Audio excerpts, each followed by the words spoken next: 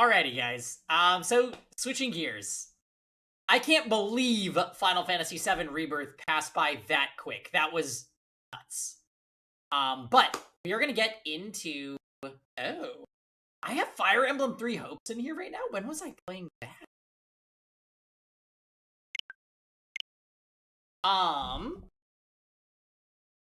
Yes. So, anyways, Rebirth over in a blink of an eye. We will be doing more of that on Monday. Fantastic game as always. Let me just get Ace Attorney in there. Ooh. Mike has been good so far, by the way. Thank you. I think I might have had to lower the sound quality a bit. Which is, I was afraid that I was going to sound like, I don't know, staticky or something less clear. But I'm glad that this is working as a fix for now, and if it does happen again, I do have something else to try and make sure. I can't tell that you sound any worse. Okay, cool. Sounds like my last Unicorn Overlord session. We've already been going 7 hours? What? I know! Unicorn Overlord is so good. It is so good. That's another game that, like, you boot up and it's just like... Shoo.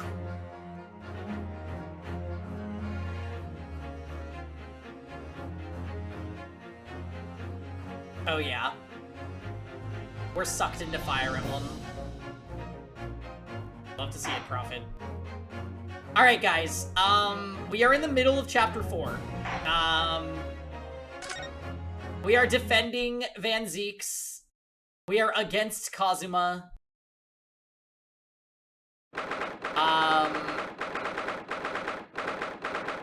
What were the major breakthroughs on our last episode? What happened?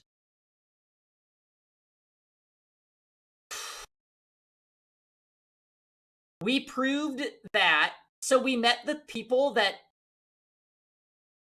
responded to the sound of the gunshot. And we proved that there was a partition hiding the body, so Van Zeeks got set up by somebody, for sure. And we don't know who the culprit is yet. I just finished wiping out ads, and now I need to buy items and weapons. Boss? Oh, I bet. But yeah, there are some vendors on that map, which is helpful. The Partitioner. I love this song. Oh, there you are, Odo. What kept you, my dear fellow? Hello, Mr. Sholmes. Gina. You sure about what you said in there? That the boss, you know, actually died the day before. That's right. It's pretty hard to swallow. Yes, I was shocked by the revelation too, Gina. As was I, possibly more shocked than both of you. It's not a competition, Mr. Holmes, but I was more shocked than all of you put together. This is the autopsy report in question, is it? Yes, it's strange that there's no time of death noted. I suppose there's a simple explanation, or perhaps it was a deliberate omission. Oh dear. If it was deliberate, it puts me in the mind of the last case we worked on, and Dr. Scythe. I know. Anyway, it seems that on the day before Lord Van Zeeks discovered his body, Inspector Gregson was investigating the Red-Headed League, so perhaps something happened with them. Come to think of it, you had trouble with those League men too, didn't you, Mr. Sholmes? You were taken in by their trick. No, no, no! Naturally, I wasn't taken in, as you put it. My sleuth-hound interest was merely piqued slightly by the rare scent of a weekly 4-pound income. One of the witnesses openly committed perjury so she could rob a murder scene. Yeah, the one that looks like Red Riding Hood, right? She definitely is gonna get in trouble.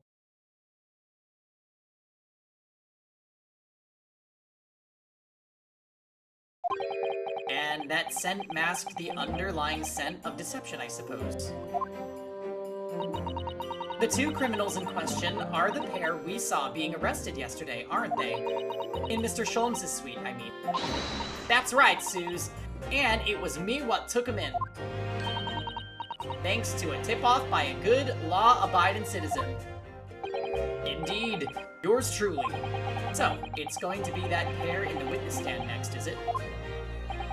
Something doesn't quite make sense to me, though.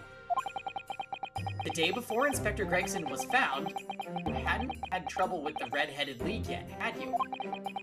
Why would the Inspector have been investigating them? Well, the likely explanation would be that Gregson's own sleuth hound interest was piqued by the rare scent of a weekly 4-pound income. Don't tar him with the same brush as you, Sholmes. Yes, well... Then there's the whole issue of Inspector Gregson being investigated by Lord Van Zieks for some reason. The Reaper, the Red-Headed League, Inspector Gregson, Lord Van Zieks, and Kazuma. I feel as though he knew we'd arrive at this point somehow. Gosh, I think you're right. What's he really trying to achieve today? All the answers will soon be revealed. Observe the time, my dear fellow. This recess will be over very shortly. Yes, right. Kazuma was determined that he should be the one to prosecute this trial, and he was determined that I should take the defense. Just what is it that he's hoping to make me see, I wonder? I get the feeling we're a long way from the end of this trial yet. Are you ready then, Miss Susato? Yes.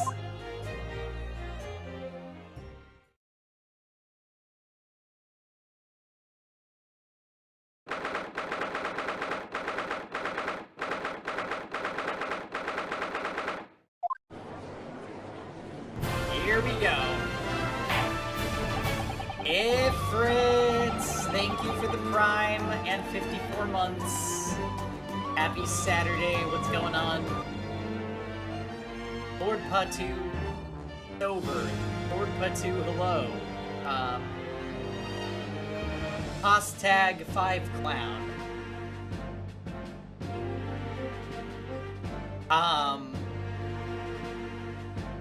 I see you were able to make your entrance, since the Final Fantasy Rebirth spoilies are potentially over. I wonder if I'm further than you at this point. Have you been playing? In the name of Her Majesty the Queen, I hereby declare this court to be in session again. How's FF? Great. We got up to the Costa del Sol area. And there is some really cool content that I won't explain in detail, but they definitely, as with all the other areas, they've really upped the ante, and there's a ton more to it than was in the source game, so very, very fun, and good stuff happening. I was just saying, like, the first 4 hours of stream flew by, because the game is just, it's just awesome. Yeah, not be able to play much. Are we busy with work things, or are you playing other stuff? We resume the closed court hearing of Beric Van Zieks, here present, who stands accused of murder. Now then, Prosecutor Asugi. My lord. Have you summoned the witnesses as requested? Yes, the 2 members of the Red-Headed League who planned and carried out the deception. They arrived not long ago from the local prison by police carriage.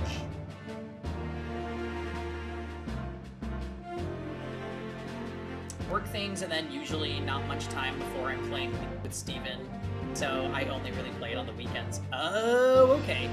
That makes sense. Plus, just like life things, right? Keeping up with exercise, preparing meals, chores.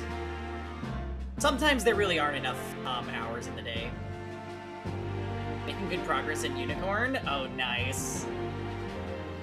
Yeah, I'm looking forward, I am looking forward to some more unicorning tomorrow. Plus the puppy, Asher. They arrived not long ago, Ranger. Very good. Bailiff, usher the two men into the courtroom.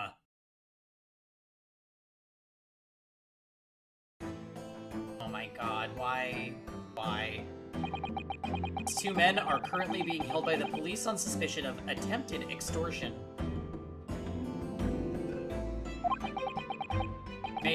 Omit your occupations, but state for your names for the court for now. I am Fabien de Rousseau, a descendant of the Great de Rousseau family from Nice and France. And my name is Peppino de Rossi. I am the third son of the great Familia de Rossi, the landowners from Napoli. The two men first became acquainted at a boarding school for European nobility. Those who graduate from Temsic are the future leaders of Europe. But, do you have any idea how boring it is to be born with noble blood? Alors, I make it my mission to get the better of the world by employing the little gray cells of my brain. By the way, Fred, is Steven working tonight? This is his game. That is all I am trying to do. So, that's the only reason for this whole grand deception you've been carrying out. Oui, you could say that. Not bad, eh? He has the grand ideals, but the petty plans. He's not, but he's going to watch his friend there. Oh, okay. This strange combination is the charm of the hilarious brothers. See, couple? Listen to me, Peppino. I have two things to say to you. Eh? Eh? Are you about to tell me one of your grandi anecdotes? Evviva! Firstly, I want you to stop calling me this couple. And secondly, we are not the hilarious brothers. This is serious business. Chibeo. There it is. The capo's trump a card. The furrowed brow. Ipa, capo. The furrow and the meaning of your words. The court has been led to believe that under the banner of the Red-Headed League, you have conspired to swindle money from unsuspecting members of the public. Is that true? Oui. C'est va. And what exactly was the nature of this deception by which you planned to defraud? Lord, I will explain it. No, capo. Leave it to me. As you see, both have the vivid red hair, no? At school we were teased for this without pity. The capo here, he was many times behind the schoolhouse, crying like the Trevi fountain. Ah, those dogs! One day the world will respect us redheads. Every night, he would bury his head in his pillow. Bien, Peppino, enough. I will explain the rest. The first step was the newspaper advertisement. About 1 week before the plan was put into operation, we listed the same notice in every paper in London. Yes, we saw the notice. It was this one, I believe. Entitled, To the Red-Headed League. Oui. Ça va. I am honored that you have seen it. It states that the only conditioning for joining the league is having flame-colored hair. And that if you satisfy the interview panel and are admitted into the league, you could receive a weekly income or paths. On the date specified, red-headed hopefuls gathered in droves at a park specified in the advertisement, and from each person present, this pair took an application fee of 5 shillings. And with the money to France. It was a plan most elegant, no? No, it was most dishonorable. But to be frank, I'm stunned anybody was foolish enough to be taken in by such an obvious trick. The park was described by one witness as choked with red-headed folk, like a coster's orange barrow. And the day on which all these men gathered to apply was the day before the victim was discovered. Crucially, these 2 men spoke face-to-face with every single person present that day. I have seen more red-headed people in one day than I will see in the rest of my life. Okay, so for whatever reason, Gregson was there with his red wig, and he was probably being investigated by Van Zeeks because maybe somebody saw him and said, why is there a police officer going to this? That's my guess. Let's see. And now, every time I see the couple's hair, I feel sick to my stomach. Anyway, why have we been summoned here today? Sorry? The date for our trial was not until tomorrow, I was... Naturally, neither of these men have been told any details about this trial. They've only been shown this photograph. Very good. So, Mr. D. Rousseau and Mr. De Rossi, you will now give your formal testimony for the court on the subject of the gentleman pictured in this photograph. Of course, we are always ready to help with the law.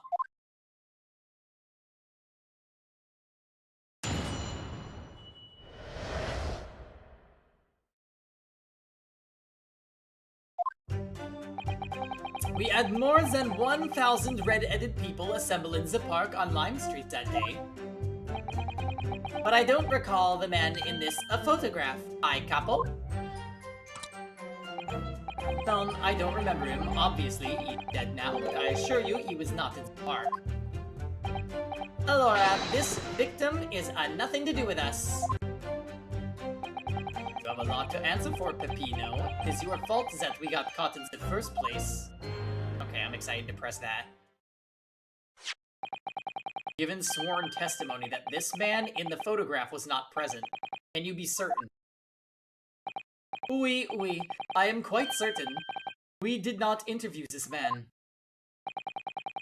Nobody looking like this came to the park. This I can promise. It must be noted that you have been arrested for a grand deception, however. Accordingly, this court has little confidence in your assurances. Uffa. This attitude, we get a nowhere, huh? He's really sulking now. This confidential document was obtained directly from Scotland Yard. It records an entry from this inspector's private diary dated the day before the incident. It reads, Lime Street, Red-Headed League, undercover. Ah, I have the answer. Maybe there was another similar event in the park on the day in question, That is ridiculous. There's no question that Inspector Gregson was investigating the Red-Headed League, which means it's quite possible that's when he was killed. Very well, the defense may now proceed with the cross-examination now. Ah, yes, my lord. And now we press the shit out of them. I feel like what's gonna happen is we press the last statement, and that's gonna unlock a new testimony, and then we use something against it. Although we could probably get evidence that proves that he was in the park. If that scroll that Kazuma's holding isn't enough. We had more than 1,000 red-headed people assemble in the park on the day. On Lime Street. Hold it! 1,000 people. That's a very big crowd. It was quite a spectacle. Redheads had come from all over the capital. See? Press them until they fall off the stand, Pangy. I would love to. I'm not a fan of these characters. See? Capo here. He has the magnetismo animal, aye? Nobody else could attract so many people. If I could be born again, I would be the capo. All those people wanted was the money, Peppino. The £4 per week. Are you suggesting that you spoke personally with all 1,000 applicants? Oui, that we did, because every one of them paid us 5 shillings. We take their names, and we take their money, and we take their addresses as well. Then I tell them we take some days to let them know by a post e finito. Maybe 2 minuti a person. We start early in the morning and we stop late in the night. So you earned 5,000 shillings in one day? It's a small fortune. Who'd have thought there were 1,000 such gullible redheads in London to start with. One of whom was a great detective with chemically altered hair. I don't recall the man in this photograph. I capo. Hold it! Doesn't look at all familiar. No, I don't think so. And this is a wig, He was trying to trick us. I do not like people who are trying to trick the other people, says the con artist. If between them they interviewed 1,000 people with red hair, it would be unreasonable to expect them to remember every face. No, senor. I may be small, but my memory is very large. I never forget a thing. In my opinion, I do not think this man was in the park. But he's not going to give the court a definite, it seems. Hey, capo? You didn't see a man like this, huh? No, I don't remember him, and obviously he is dead now, but I assure you, he was not in the park. Hold it! But according to what you've said, you spoke with 1,000 or more people that day. Oui, that's true. My eyes were burning by the end of the day. Surely then, you can't actually remember every single face. How are you so certain that this particular man wasn't present?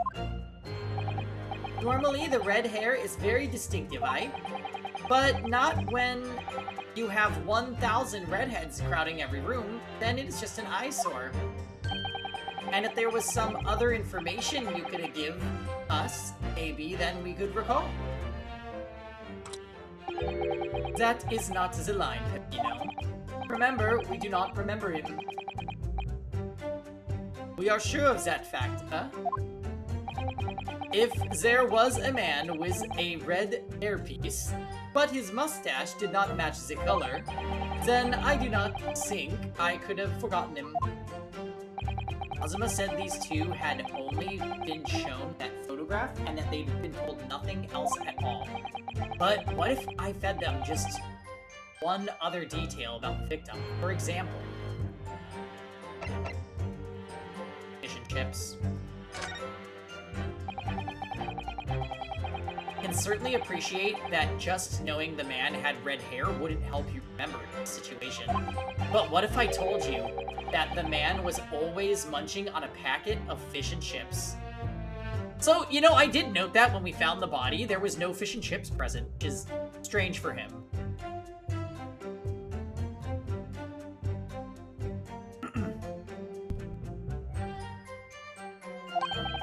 Do you remember a man who was eating incessantly? Not really. I was looking only at the heads of the applicants. I wouldn't have noticed the fish and chips any more than the caviar and smoked salmon. I ate it all before I annihilated him. Rosen admitting to the crime? I could go for some fish and chips, but I think we're having chicken shawarma for dinner.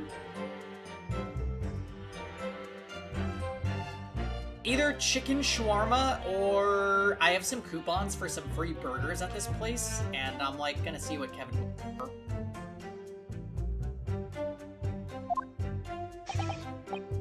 Or a spaghetti. Me, I love the spaghetti. Really? I had no idea. Tells him again what you said before, Peppino. Si, capo, si. I say it again and again. Victim is nothing to do with us. Hold it! But we only have your word for that. See, but what else can we do, huh? True. Uffa, we are not having much of fun these days. First we are arrested, then we are shown the horrible picture of a dead man. They obviously killed him for his infinite fish and chips because they realized they could sell it for infinite money. I mean... And also never go hungry. Yeah, it seems obvious to me that this one is probably the murderer. But we'll see where this goes. This definitely has a lot of breathing room to get crazy. And now you question every single thing we say. We are the victims here. I, capo? No, you were caught carrying out a plot to swindle hundreds of innocent people. You had to bring that up, I? It's not fair. I, capo? You have a lot to answer for, Pino. It is all your fault that we got caught in the first... Hold it! What do you mean by that? Avalo, you promised not to say, I, capo? After we had taken all the money that day, we should have left the country. That was my plan. I left the purchasing of the tickets for the ferry to Dunkirk to my companion here. But he bought them for the wrong day. Oops. See, but is an easy mistake to make. The 31st. Buff. I have no sympathy for you. We were an all day late for the boat because of your stupidity. And it's only because of this that the so-called great red-headed detective caught us. Capo, you know what I think? This is the work of God, is a holy punishment, I... Peppino, for the last time, this is not holy punishment. This is only your fault. Ah! Don't blame God for your unholy mistakes. You are making me sick with anger. Maybe I make a mistake, but when it is time the pasta, no one is a faster. And I've seen the evidence. They haven't told us much we didn't already know. What do you think, Mr. Naruhodo? Well, if it was in the inspector's diary, it seems likely that he must have gone to Lime Street that day. And yet, these two both claim they didn't see him. I have to say, they don't appear to be telling lies. Well, they are experts in deception, don't forget. Sounding plausible is their specialty. They may be lying simply to avoid being implicated in this case as well. Surely, if they were true experts in deception, they wouldn't have been caught. Well, yes, you do have a point there. It seems to me like we need more information. Definitely. Okay, so interesting. They didn't make it easy for me this time by, like, opening up a new testimony or giving us, like, an extra clue from one of the pressing. That means we have to present something in our possession.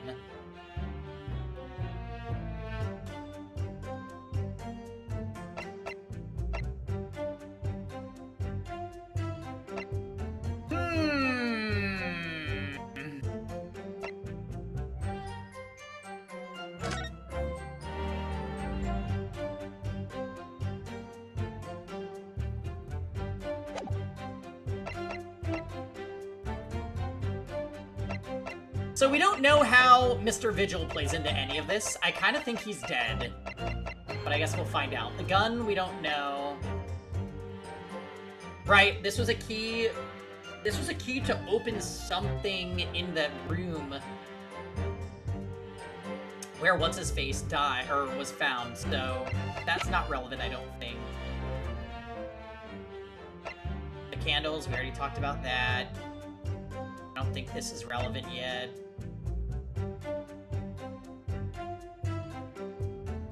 I examine this.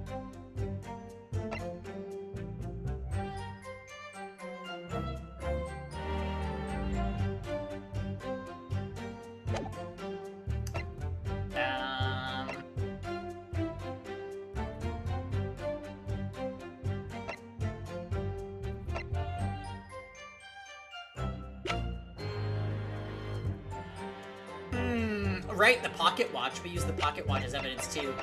Yeah, I'm not really sure what is gonna prove this. Oh, I hear a Kevin.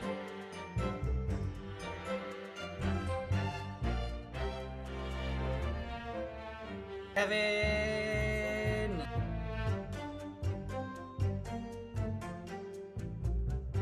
I'm gonna think on the evidence for a second, guys, and while I do that, I'm gonna check in with Kev. So give me a few minutes, I'll BRB.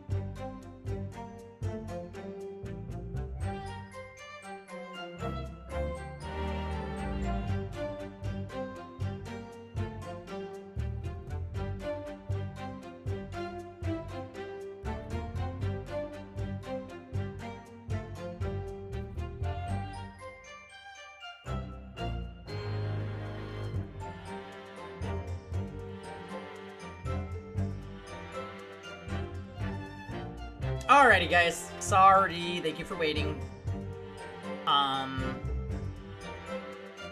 We are good to go on the rest of this trial. And we made a drink for later. Woo! Okay. So right now, to continue my thought process from earlier, I don't really feel like I have any relevant evidence to, like, refute something that they're saying. So let's just read the statements again. We had more than 1,000 red-headed people assemble in the park on Lime Street. I don't recall the man in this photograph.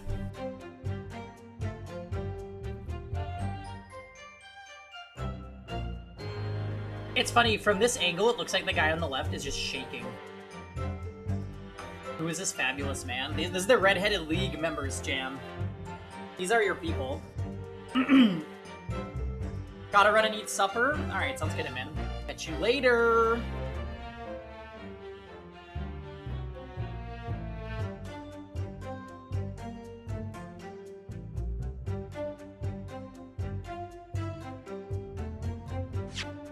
So...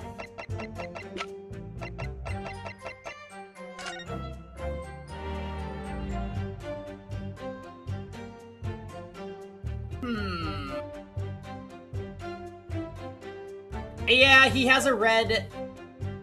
and that's the T. Hi, Jordan.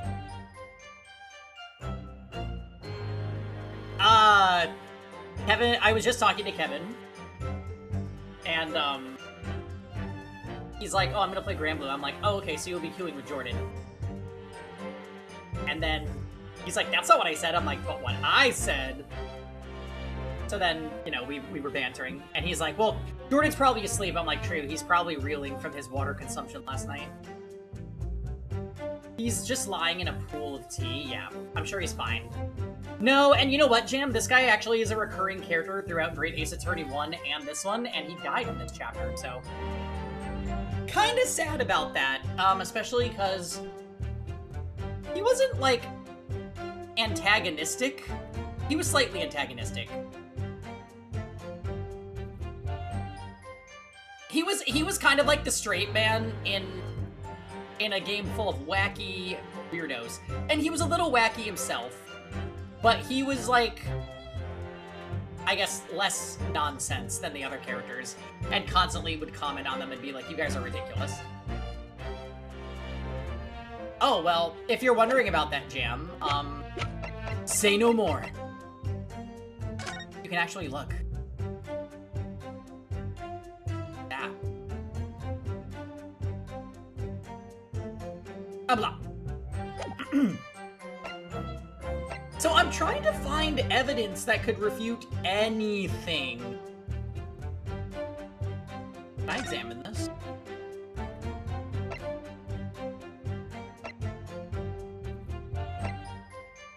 Victim was shot in the chest at close range from the front, resulting in instant death. Scorch marks at point of entry, the bullet exited the body from behind. The caliber of the gun used matches that of the standard issue firearms for members of the judiciary. Right.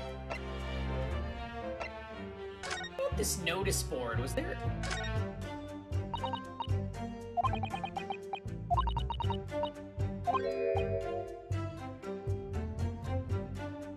The Red-Headed League advertisement that Mr. Sholmes had picked out. Almost getting wrecked by that time bomb used up all of his luck. I know! He was with us on the last case! With that cool guy that was like... I loved his animations. They were seriously the best. Yeah, rip. Rest in peace. Wonder if the Red-Headed League are friends with Bald Bar. You know, Jam, I realized that in the past 2 streams I've said, like, I found 2 groups that you identify with. First the Bald Bar, and then the Red-Headed League. Jam's taking over video games again. Oh dear. I don't know. So...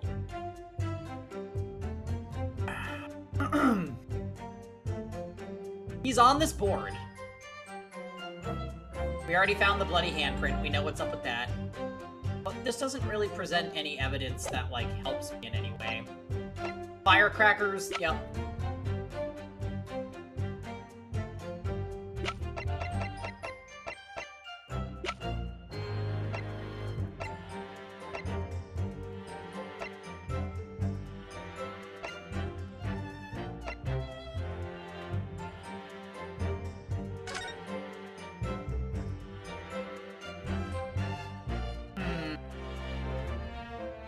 Not the Blackbird SWE line.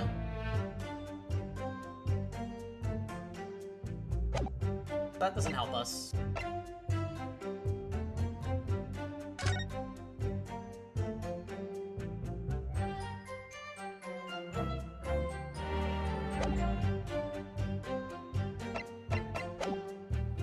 I don't recall a man in this photograph.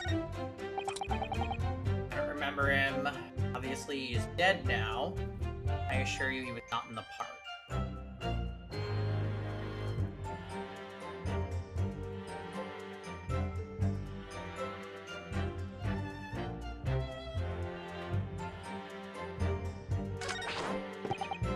This victim is nothing to do with us.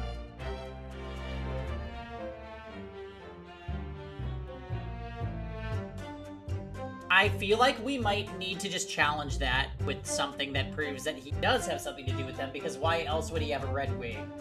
Let's just look at the last one. We have a lot to answer for, Pepino. It is your fault that we got caught in place.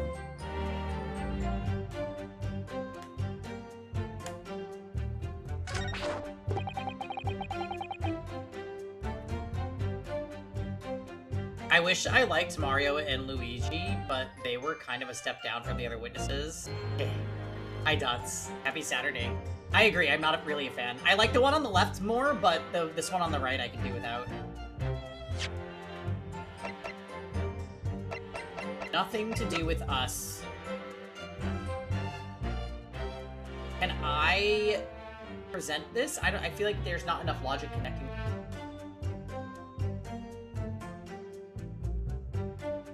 Obviously, the blood colored his hair red. Who?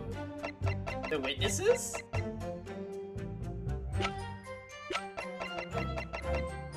Objection!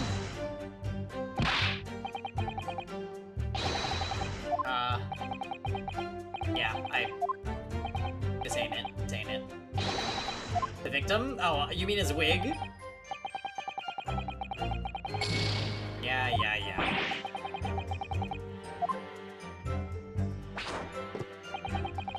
Victim is nothing to do with us.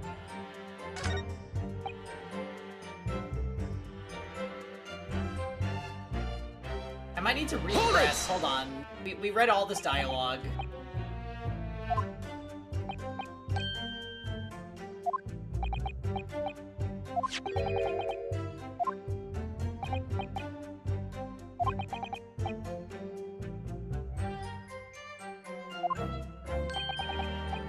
Okay, so wait. This is the one where we presented the information. Maybe we need to try a different information to get something else out of them. Hey, what's up, Dammy? Happy Saturday. You're seeing me in Shields tonight? Ooh, I'm looking forward to it. Since we missed last week's session, I'm very happy that we are playing this week.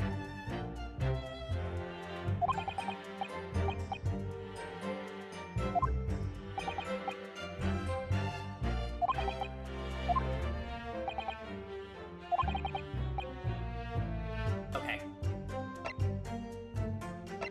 Profession, let's try. I can certainly appreciate that just knowing the man had red hair wouldn't help you remember in this situation. But what if I told you that the man in the red hairpiece was actually a detective? The man in the photograph, a detective? Due to sleeping issues, you were not able to stay awake? Yeah. It's okay, Dammy. I know, like, there was a few people that, like, missed it, and it's totally fine. It happened. Ah, Steven, found you. How's it going? Happy Saturday. I desire your flesh. Ooh. As you can see, we are ace attorneying and trying to figure out what's going on. How's your friend's gig? I think Ifrit told. Or maybe you're not there yet. just got home. Oh. It's later tonight. Okay, cool. Haha, Dammy's like, are you playing Among Us? That answers that. You were at your soccer league's jersey party. Oh boy. A bunch of gays in jerseys. My goodness. How delightful. Yes. It's where everyone finds out what team they're on for the summer. Oh, okay. Gotcha. And his photograph, a detective. Yes. It would appear he found your notice in the paper suspicious and decided to investigate. Incognito. It is like rainy and windy right now. Sorry, but this changes nothing. Ah! Excuse me! Something to add, Mr. DeRossi? Che? See, I am always adding something. Parmesan, olive oil, pepper. What I mean is, did you not agree with your friend's last remark by any chance? My jersey is purple.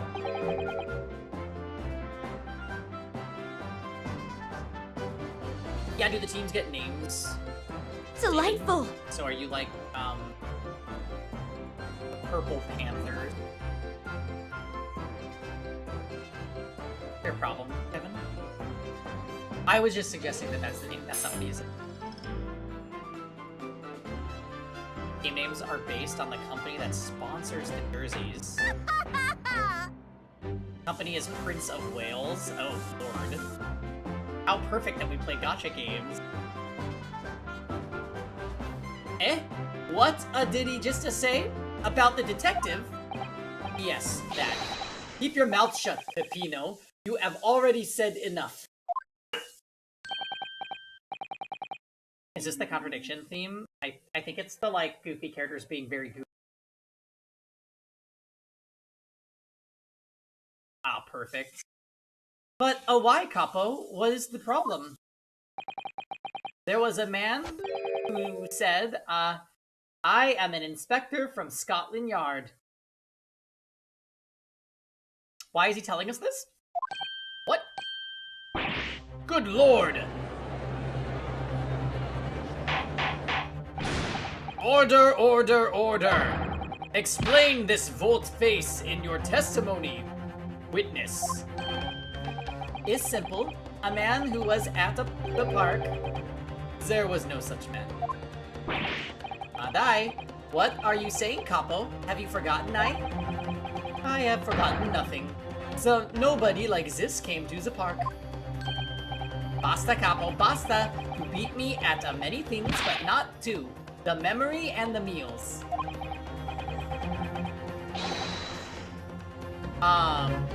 Kazuma? Oh god, is Kazuma Kiryu the prosecutor? So, yeah, Kazuma Asugi is the prosecutor. If Kiryu was the prosecutor, my goodness, we would not stand a chance. Time for peak. Hey, story time. Did you also Ace Attorney today? Yeah, it's looking like the gang's all here. You're about to play some more Uni. Okay, sounds good. Yeah, we're getting into this case some more.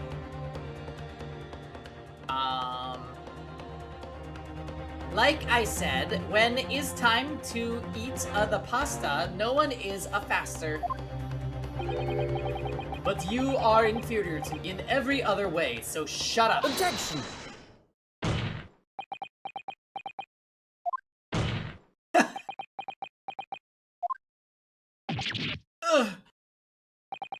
Trop-tard, the damage is done. Indeed it is, sir. There was a man who came to the park, and he said he was an inspector from Scotland Yard. However, he looked nothing like the man in the photograph. He was someone else. How can you be so sure? Because, to start with, his face was completely different.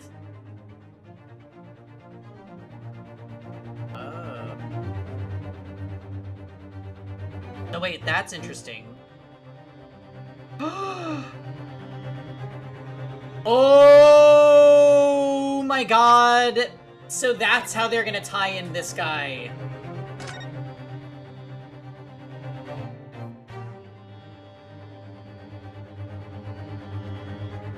They're gonna have him be like a double for Gregson. And I don't know if that's like a plant from the Redheaded League or if Gregson arranged that. I doubt that Gregson arranged it. Okay, cool. Because, to start with, his face was completely different. See, it's true. The man who came was a younger. His face was clean-shaven, his eyes were sadder, his chin was thinner. No resemblance whatsoever then. Anyway, I was not going to be fooled.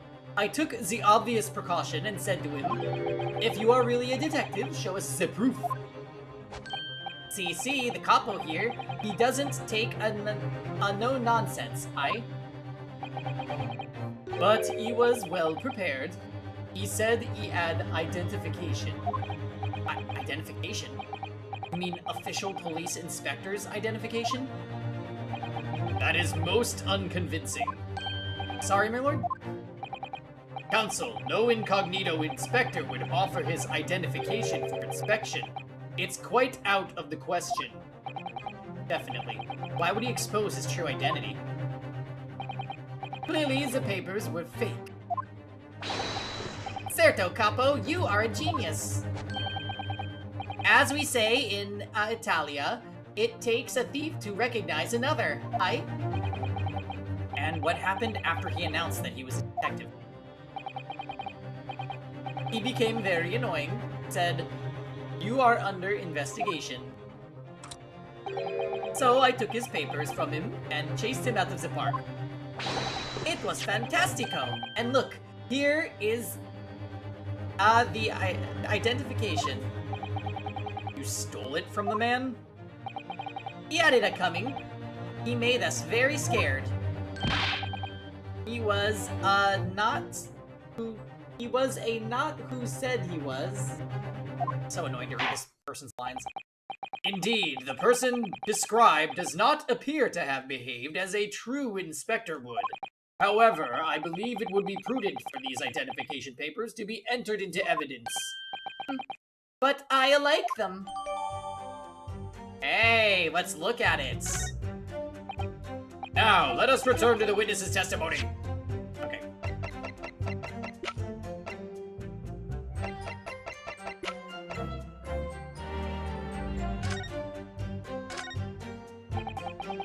I can't find anything out of place. Oh.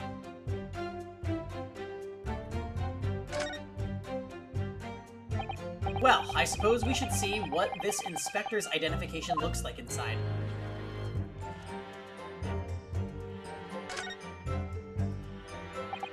Yes, it definitely looks fake, doesn't it? Out of interest, what name is given? Probably just something plucked out of the air. It's Bias Gregson. Wait, what?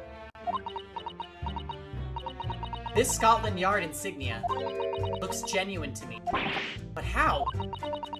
And the department and identification number. Details are all correct as well.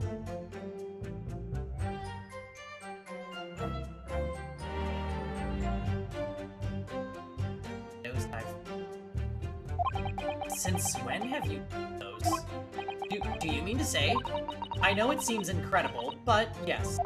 I think this is a genuine identification book issued by Scotland Yard. It's unbelievable. This is the real thing after all?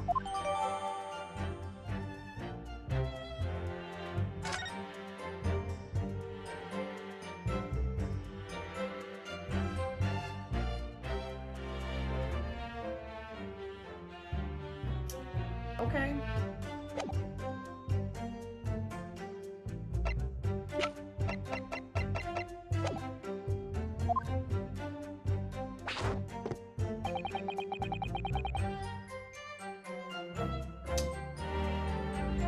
So...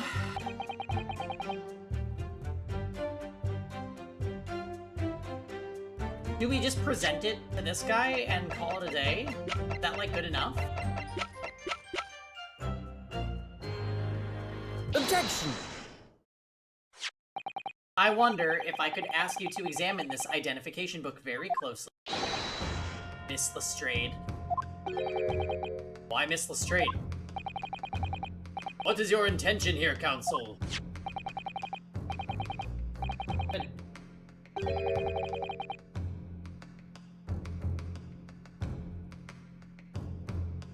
Back in here then.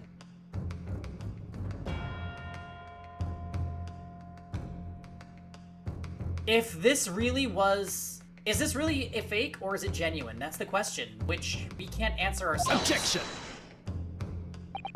Don't be ridiculous. No Scotland Yard detective would allow his or her identification to be stolen. That is the boss's. There's no question about it. Can't be. As I suspected. The undercover detective who attended the Red-Headed League's enrollment on the day in question was the real Inspector Gregson, carrying out an incognito investigation. To the lore!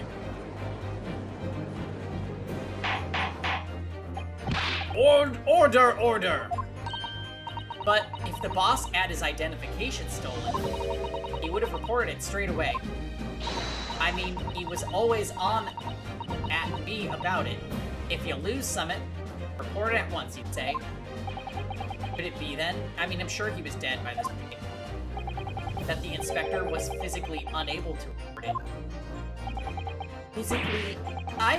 What are you saying? Unable to. You're not suggesting. Yes, it's quite possible that he was killed before he had the chance to report his identification stolen. Oh, so wait.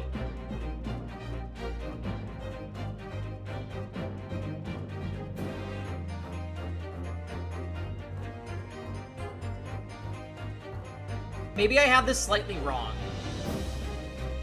Maybe it was the real Gregson, but why would he present his own booklet? That's... No, I think that this was a body double still. Because I don't think the real Gregson would have presented his papers. Like, what even is the point in going on an incognito investigation if you're just gonna reveal that you're a detective?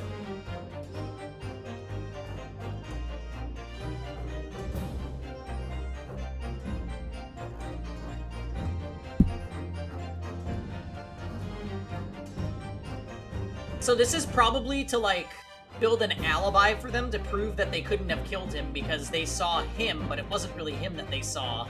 They saw, this other guy, the husband of that first client that we met in the beginning of the chapter.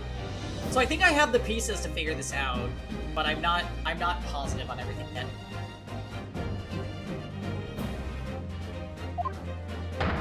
No. If it somehow was the real Gregson, then he was killed immediately after going to the park. Order! The defense posits that the victim was killed the day before his body was discovered at a different location. Do you two have anything to say about that? I know nothing! I done nothing! That, or it was Iris pretending to be Gregson. Yeah. That's always on the table, isn't it, dogs? Pull yourself together, Peppino. Mondu, you can behave a little more like a master criminal than that, no? Now I wish I had a return to Italia. Stop crying, Peppino, please. Otherwise, Lummy, stop your whining and start talking. Well, I believe the court will need to hear your story in considerably greater detail. I know nothing. I done nothing. But you will tell everything or face the worst possible outcome.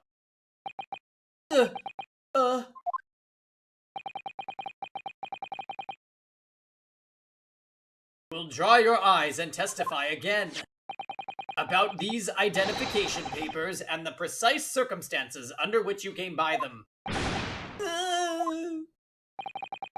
Crying out loud.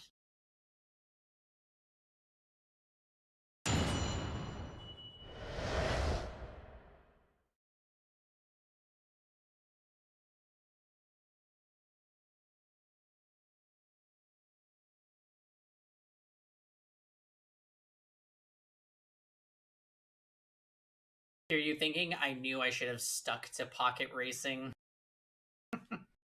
Yeah, this is just a side quest in one of the Yakuza games for him. Why he looks so different, though? The truth is, we took an imposter. We took him prisoner and kept him for the night at our secret hideout. What? Even though I didn't think he was a real detective, I was too scared to let him go that day, just in case. So this does line up with her story about the husband not... Oh. Well, Bowser. Thank you for the raid. Welcome in, everybody. How's it going? Happy Saturday, Raiders. If any of my mods are alive, please shout out. I see Addy Vic, I see Bowser, I see John Gio. Welcome, guys. T. Carlos. Is everybody having a nice weekend? As you can see, we are doing Ace Attorney today. Thank you, Jam!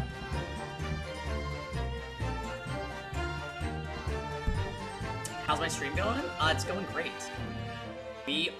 So on Saturdays, we do like a triple feature since it's not a work day and I can stream all the time I want.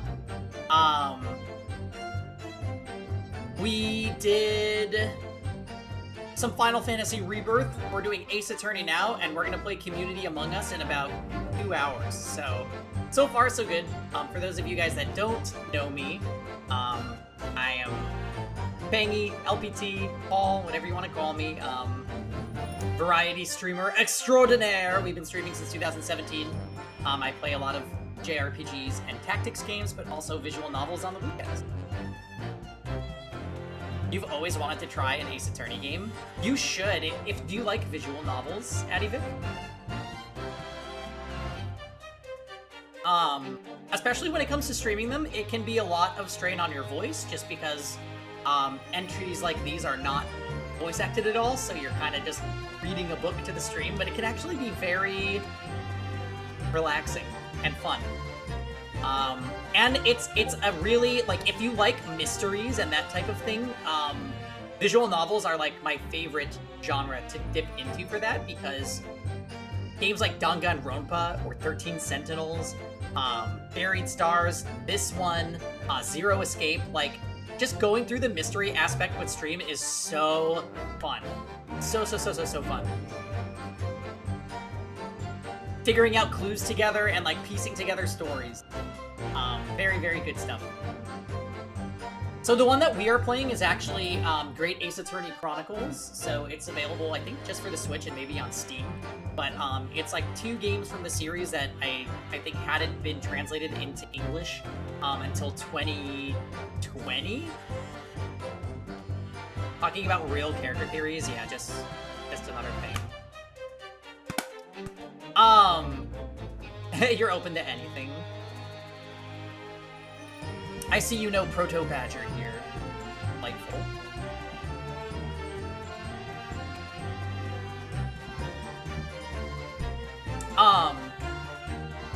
But yes, friends, it's a lot of fun, and I hope you guys enjoy your stay here. Bow, are you raiding and dashing? What do you do tonight?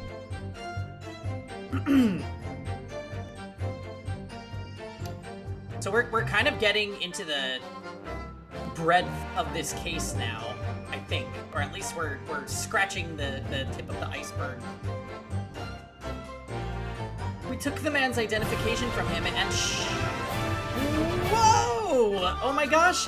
Addy Vic Gaming, thank you so much for the first ever subscription. That's so sweet. It is lovely to have you and nice to meet you.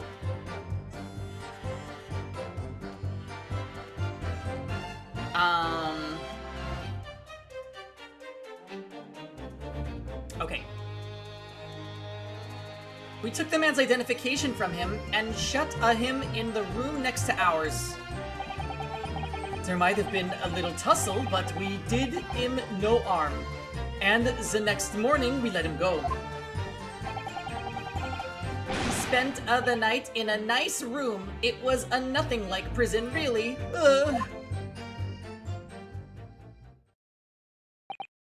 This is outrageous. You imprison the man? But no, see, no. It was not like a prison. He was a very comfortable and a calm and a happy. Hi, couple. I'm sure, It was never part of my plan, I swear it. Uffa, so you think it was my fault, eh? Just because I got the date of the ferry wrong by a little a day. Do not think it was your fault, Peppino, I know it. No. Per favor, capo. Is not fair. Watch the little one actually be the mastermind here. So unassuming. You shall have plenty of time for squabbling back at the prison, gentlemen. Ugh, I don't believe this. How could he have been a real detective? Counsel for the defense, proceed with the cross-examination. So, on the day before the incident, Gregson spent the night confined in this pair's hideout. So I can already see where this is going. We are gonna get the address of their hideout, and we're gonna go and do like a mini investigation on it and have that for the second part of the trial. Great. Love it. We're into it. The truth is, we took him prisoner and kept him for the night at our secret hideout. Hold it! Do you realize what you're saying? You have to believe me, I never intended for that to happen. And I'm sure the detective did not intend it either. Think? But there was nothing else I could do. See? Nothing else. This was the first time for the capo. He was at the end of his wits. I have told you before, Peppino, that is not the way to describe a criminal mastermind. What about this hideout of yours? They are guilty! I agree. Well, actually, there is a weird world where they're not. But they're at least accomplices / related to what happened. Because basically, just to give you a little rundown of what we're doing. So, like, if you haven't played Ace Attorney, the flow of the game... See, I say this like I'm an expert, but this is only the second one I've played. You collect evidence before you get to the trial. Like, you learn the background, you get to who you're defending, because you play as a defense lawyer. And you collect different pieces of investigation that end up being relevant to the trial. Some of the stuff comes out during the trial, stuff like that. And then you usually have to take your evidence, you can examine it closer and get details about it. And then when somebody says something that can be refuted by evidence that you have in your inventory, you present it to them, and it, like, breaks through their argument, and you progress in the trial. If you don't figure out those points, then you don't progress. So it's kind of like a fun little logic puzzle. Sometimes it's really obvious, and sometimes it's really not. So, you have to kind of rack your brain at times for it. But yeah, so basically, this guy is dead, and we have to figure out how he died, when he died, who done it, basically. He's actually bald and wearing that red wig, and the whole premise is that there's this, like, league of scammers called the Red-Headed League, that only, like, it's a scam, so they're not real, but they advertise it that you can get paid weekly if you're a redhead and you sign up for their organization. Weird as hell. Did I murder him? I did not. I actually liked that character, so I was a little bummed when he revealed to be dead. Yes. Yeah, okay, Rosenlock, he's trouble, so maybe he did it. Okay. Let's continue. What about this hideout of yours? Old empty house behind the park on Lime Street. We rented the place for 2 days. It was an inspired idea by the capo here. An impulsive idea, I would say. No, not impulsive. Inspired, I capo. What am I supposed to say to that, Peppino? What is Peppino? Isn't that, like, cucumber? Why is he calling him that? And it was in the house described that you can find Inspector Gregson, was it? But you have to remember, I was under the impression that he was a pretender, not a real inspector. Doesn't quite add up, though. If you didn't think the man was a real inspector, there would have been no reason to take him prisoner, would there? No, you are right, but we couldn't be completely certain. Even though I didn't think he was a real detective, I was too scared to let him go that day, just in case. Hold it! Too scared? Why? Because! Why had he come to the park? We didn't know. There was a chance that he had seen through my plan. And if that was the case, he would go straight to the police station to blow the whistle on us. Even if he was just feigning to be an inspector, he was up to no good, without a doubt. I think most people would agree that it's you two who are up to no good. Well, see, maybe right. Aye, capo? The point is, we were not able to escape from England immediately. That is why we had no choice but to take the man prisoner. What I don't understand is why the inspector felt the need to show you his identification in the first place. That's what we were saying. That makes me think that this was a body double. See, I asked myself the same question. Spezzarino! Yes. Hi, welcome. Thanks for coming in with the raid. It's good to have you. We're just doing a little Ace Attorney, so sit back, have some popcorn, and I will read the game to you all with my poor voice acting. See, I asked myself the same question. We were writing down the names and addresses of all the people who took 5 shillings from that day. Am I sending you popcorn too? I mean, maybe. I think Kevin bought some of the the kernels that you have to pop yourself. He likes to do it that way. Like, not the ones in the bag that you just microwave, but like he actually likes to like do them on the pan. It's actually pretty good when he does it that way, though. I have forgotten what name he said, but the address it started. Fancy, I know. CC, address, Scotland Yard, Homicide Division, he said. What? He probably didn't like your face, no? Anyway, I was not rude, I just politely asked him why he had said that. And that's when he started to say he was an inspector. Not long afterwards, he took out his identification. What was Inspector Gregson playing at? Tell the court what happened next. You took him back to your hideout, you say. See, we did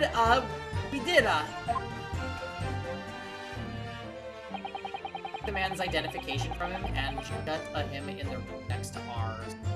Hold it! That being this identification book here, correct? See, that is the one. What made you believe it was a forgery? I never seen a real one, of course. But he was so suspicious, this man. Alora, I was thinking it must be a falso. I capo? Oui, it is just as Peppino said. We were convinced it was not genuine. And so together, the hilarious brothers, we took the man captain. All we did was shove him inside a locked room. Then we made preparations to transport all of the money. In for a penny, in for a pound. There might have been a little tussle, but we did him no harm. And the next morning, we let him go. Hold it! Okay. We let him go. That means they either killed him and then sent the body double out, or it was the body double the whole time. I think it was the body double the whole time. That's my theory. Gregson's already dead. Somebody already did the deed. Yeah.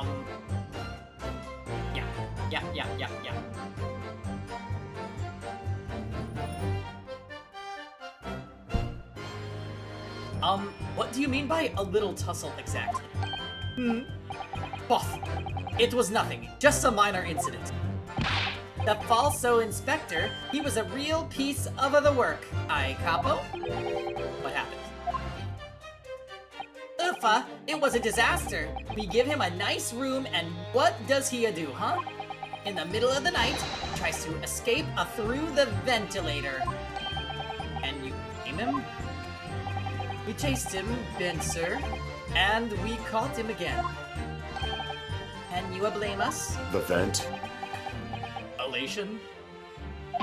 Wait, you didn't shoot the man in your haste, did you? Such who do you think we are? Of course not! I simply caught hold of him again and took him back to the room. Excuse me! Mr. De Rossi, is something wrong? Me? Something Mr. De Rousseau just said seemed to make you, FEH trailer tonight. You hope it's a cool one. Do we have any predictions? Excuse me! I know, I love it when he does that.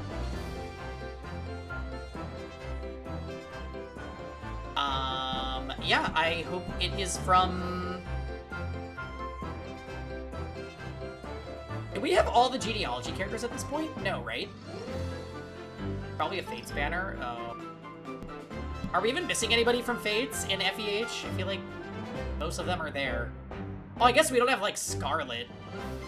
God forbid they add Scarlet.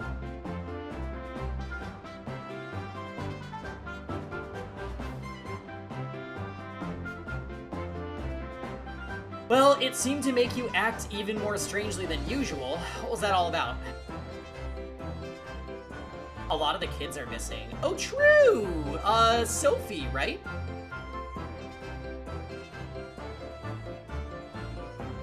Sophie's not there. We need Dagdar. Oh, from Thracia? Yeah, Dagdar would be great if they added him. But Thracia, is basically like their lowest priority jam. Because the game never came to the West. So, yeah. Kinda stinks. I would take a Three Houses banner that gives us Three Houses characters. Like, we're missing so many Three Houses characters.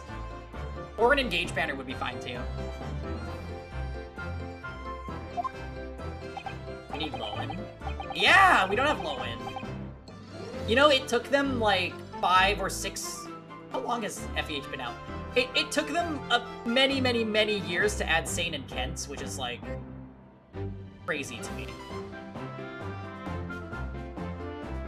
Boucheron and Bunet, yes. Yes. Cavolo, at times like that, you don't want to have the capo after you believe me. And I speak from a personal experiencia. I'm surprised about how much lewd art there is of Lowen.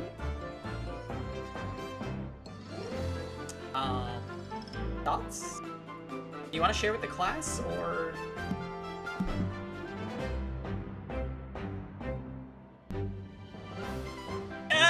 Buddy Chris said the same thing. Funny. Personal experience? Is enough, Pepinos. There is no need to say more. Truth is, the night before we put the Red-Headed League plan into action, I was scared. Hey, Mitch. Happy Saturday. How's it going? It was not fair to the capo, but I tried to run away. It's going good. Yeah, you down for some Among Us tonight? It's a shame you didn't manage it. The capo here, he came after me like, the turbine, and he dragged me back to the house, kicking and screaming. I still have, the bruises to prove it. Aye, capo? Bruises, you say? You wanna see, You wanna see my fantastico bruises? It's enough now, Peppino. No one wants to look at any part of you. What to do, I show you, or I don't? I show you, or I don't?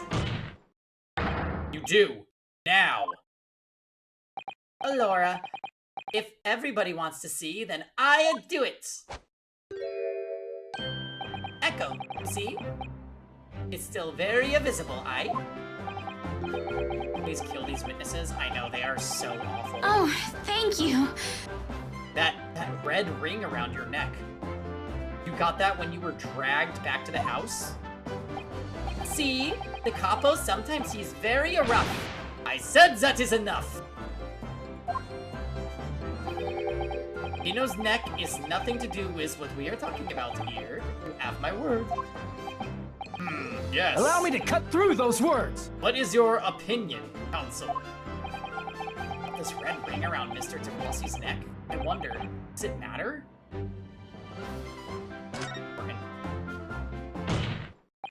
Mr. DeRossi, I'm going to have to ask you to amend your testimony with details about that mark on your neck. Aye, capo. You see, everyone is interested in what I say, Very well, you will amend your testimony as requested, Mr. DeRossi.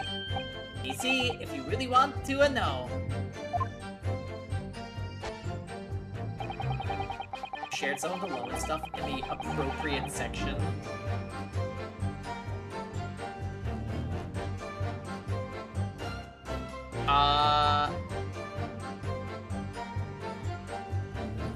Was it put in the Rabuho?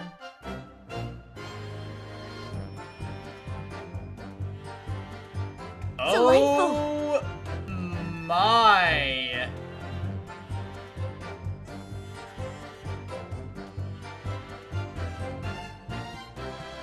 Sheesh! Alright, well, somebody really likes Lowen, that's awesome.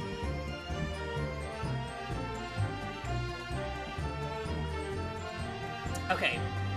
He tried to escape, but the capo put the collar on him and dragged him back.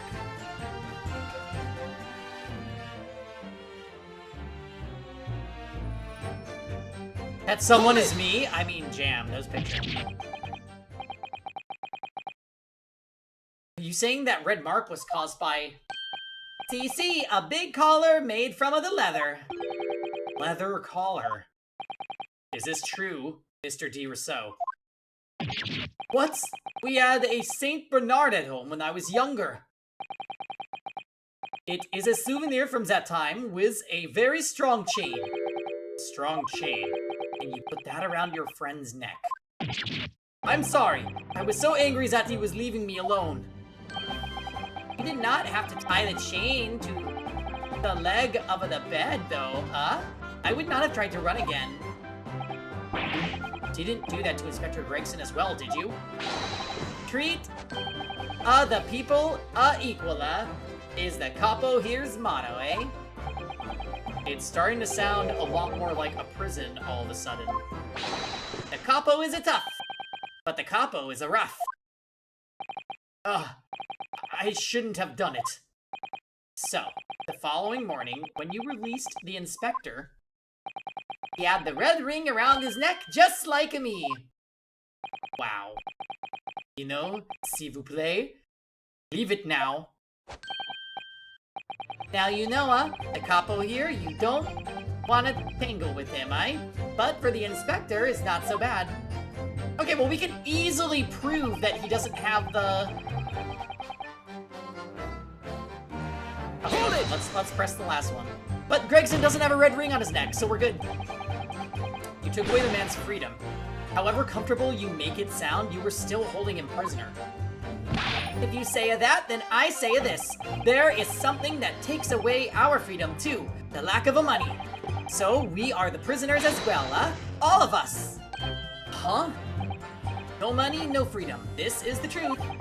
It makes me mad, and it makes me sad. What can we do? Well, if you feel so disenfranchised, take money to court, though it'll cost you.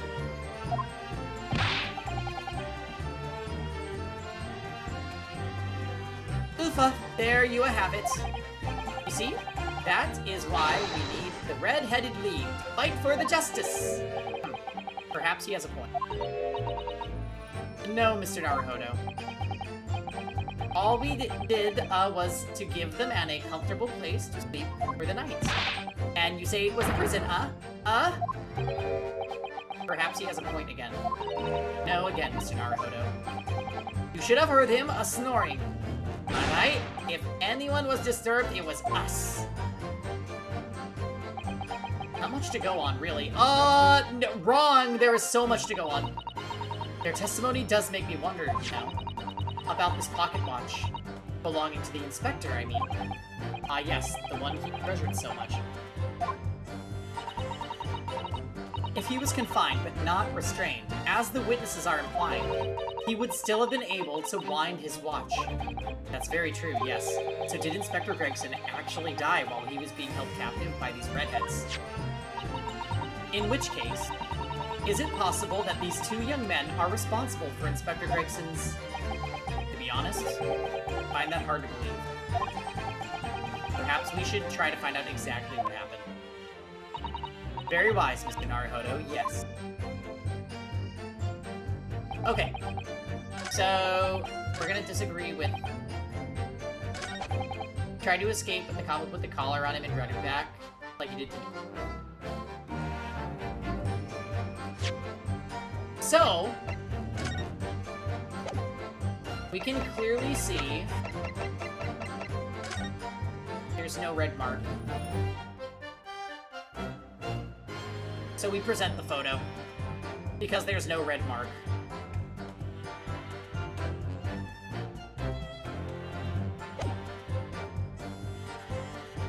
Objection! So the day before his body was discovered, Inspector Gregson was taken prisoner while working incognito. No, it was not like that. It was hardly a prison. It was an invitation to stay. It was only... However you describe it, there's one glaring inconsistency that remains. What inconsistency is this, counsel? I would ask the court to look closely at this photograph of the victim, Inspector Gregson. Oh, we got Kittle on the cam. You will see that there is no red ring visible around his neck. But that makes no sense. It was me who took the collar off the man in the morning. And I saw the red bruises on his neck, just like I have. Given that the mark is still clearly visible on the witness's neck, we expect to see bruising on the victim, who was put in the collar more recently than Mr. DeRossi. Indeed, that is most peculiar. But what we tell you, We say this from the beginning, many times. Oui, Peppino is right. The man in the photograph is someone different than the man that we held captive that night! Okay. So yeah, this is playing according to what we already got. It's actually this guy that they locked up. This is the one. Tonight! Order, order, order! It would appear then that on the day before the incident, the man who visited the park on Lime Street, posing as an incognito inspector. I know, doesn't he look so dapper in his nice body. In his suit? And I know, they accentuated some curves here. I'm kind of excited though. This is giving me vibes that he's gonna team up with us for the last case. Objection!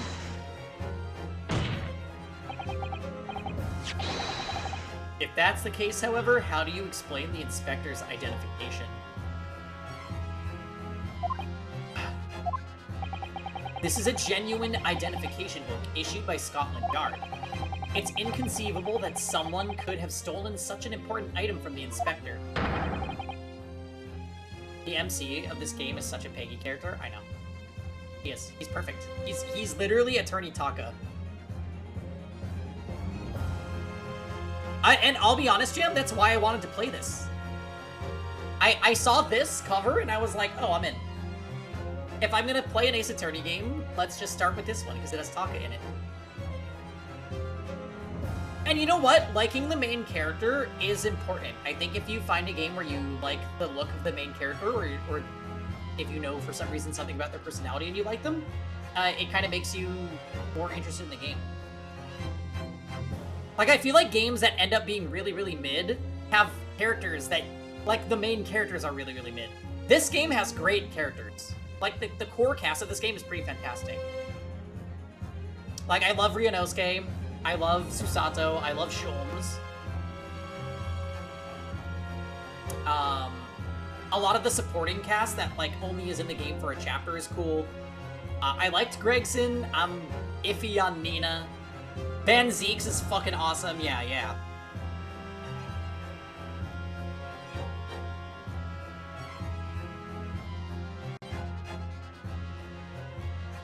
Do you like Peppino? No. Prosecution made that assertion itself. Oh, there's a sleepy kitty on Kevin's chair. Wow.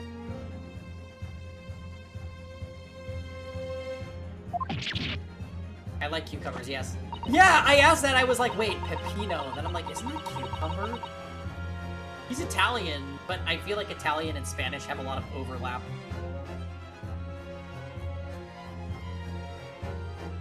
And we also know that the inspector had made a note about the Red-Headed League in his diary for that day, which surely means we can't divorce the two events completely. I know, the best Susato animation, other than her Ganbate pose, she takes out the book and just...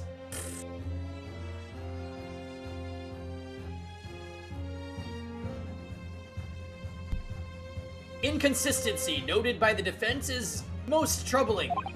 If it were the real Inspector Gregson whom these two red-headed gentlemen encountered, the fact that no bruising can be seen around his neck defies explanation. But equally, if they actually encountered an imposter, how did that person come to be in possession of the real Inspector's identification? Does the defense have some plausible explanation, counsel? The whole thing defies explanation. It is for precisely these occasions that we keep meticulous notes in the court record, Mr. Naruhodo, because those are the facts, and the facts cannot lie. No, the facts can't lie. Even when they point to something so incredible, it's almost unbelievable. Totally unrelated, but Megami just posted to Twitter that following her stellar performance yesterday, she received enough tips from fans to pay off her debt. Aww. Yeah, she put on a good show for that episode, for real. So props. Also, there was one, who was it, Q? Was it Q that was like, I'm gonna fight Megami, and then sucked and lost? And it was like, it was justice. Anyway, I won't go into detail in case if there's Drag Race enjoyers that don't want to be spoiled, but, we all saw it coming, yeah, especially Tugs. Well, my lord, the true identity of the person who turned up in the park for the Red-Headed League's enrollment is revealed by information in the court record, I believe.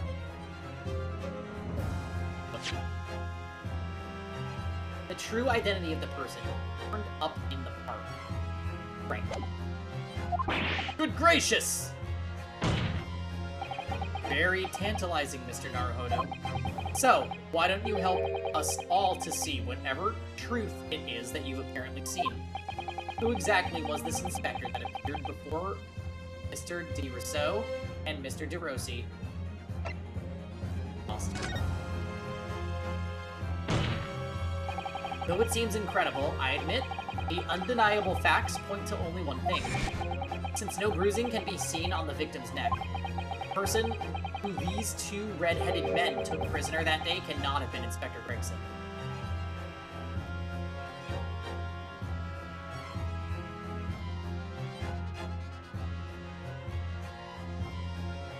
Yeah. I think Morphine might be the one that grew on me the most. I started the season not really a fan, and by the time it was late season, I was like, oh, Morphine's awesome.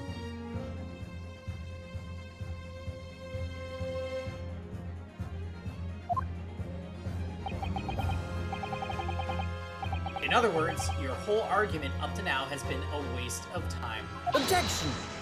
Wrong! On the contrary, I haven't finished. What?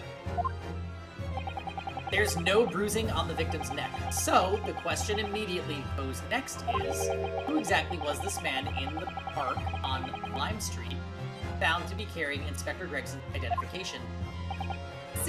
See, that's alright. We tell the same story every time. Whoever this man was, the capo dragged him from the pillar to the post with the dog collar. No, Peppino! It was not so harsh as you say, huh? So who was that falso inspector, eh? Who was he? Clearly, the defense has an idea about that. About the true identity of the man these two imprisoned that night. I must ask the counsel of the defense to elaborate post-haste. Cosmic Koi, thank you for the follow. Welcome. Having a nice Saturday. Who did the witnesses encounter in the park posing as the Inspector Gregson? Yes, welcome. Join Cosmic. Did you come in with a raid, or did you find us by chance? Wait a minute, I'm gagged. This man doesn't have red hair.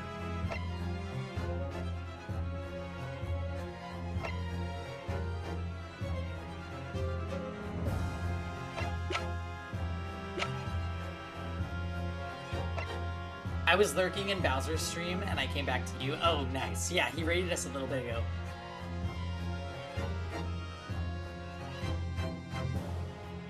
Oh, no!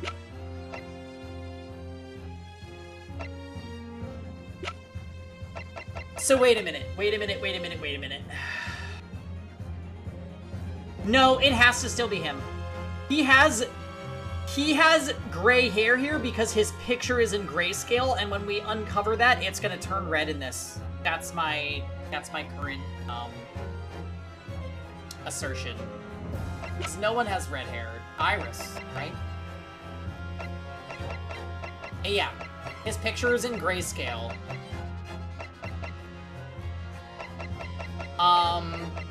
Yeah, we're doing some Ace Attorney Cosmic. It's very fun. Great Ace Attorney 2, it's like a 2-game combo pack, and the first game was kind of like world-building setup, and this game is just payoff. Like, it's super good. And since it's a visual novel, not voice acted, I'm pretty much just reading the whole thing to stream when we do this, so, enjoy my bad voice acting and terrible reading. Alright, before I click enter, I'm gonna go and make a drink, so I'll be right back.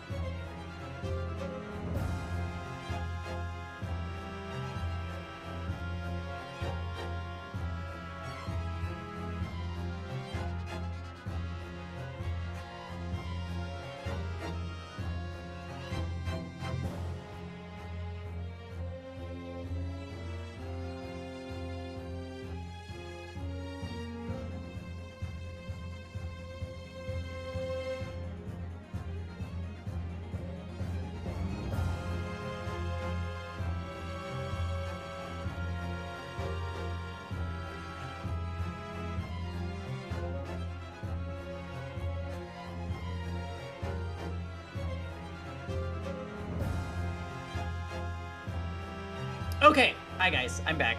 Alright, we are on to this game. I'm gonna present this. Take that! It's surely no secret. This is the identity of the imposter. Oh, really?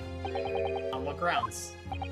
Well, I said it was no secret, but that part is. Oh. Really?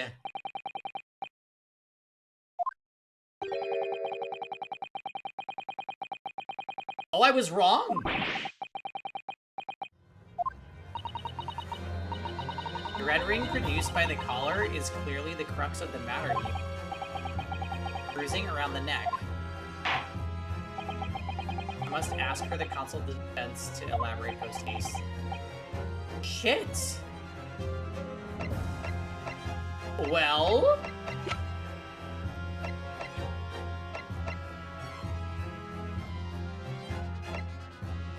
Oh! Oh my... The gossip has a red ring on his neck!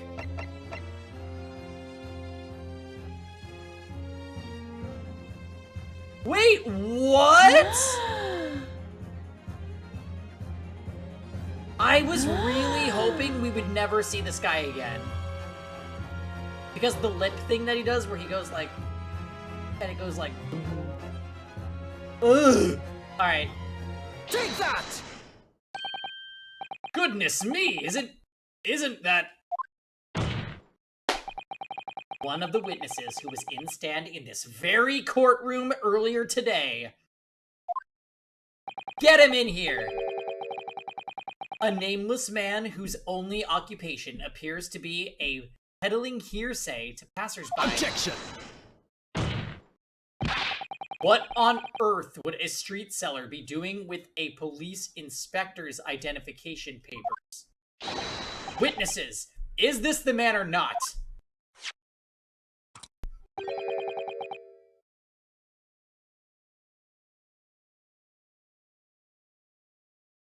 Wait.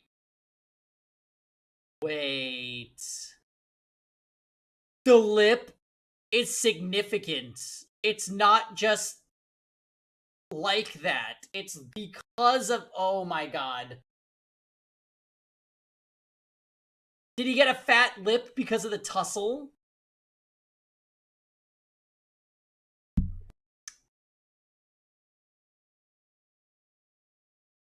Kazuma, take off your clothes and listen to the evidence. Jam.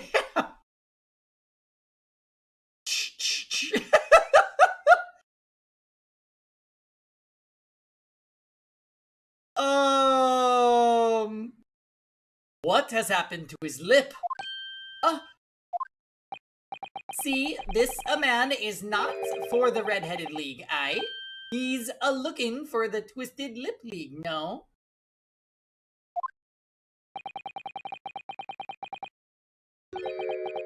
Perhaps rather than making such a rash claim next time, you should bite your lip instead. It seems improbable, yes, but one undeniable fact remains. During his testimony earlier, I noted something around the man's neck. A red ring of bruising. What?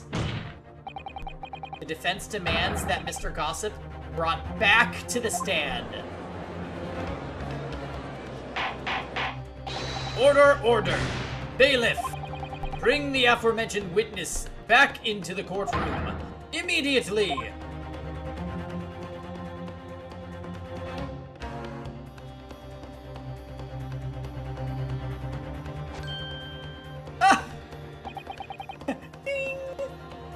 Well, I never. An undeniable ring of bruising indeed. And identical to that of the witness beside him. Now, what's going on here, eh? I've always had this, me. It's a birthmark, isn't it?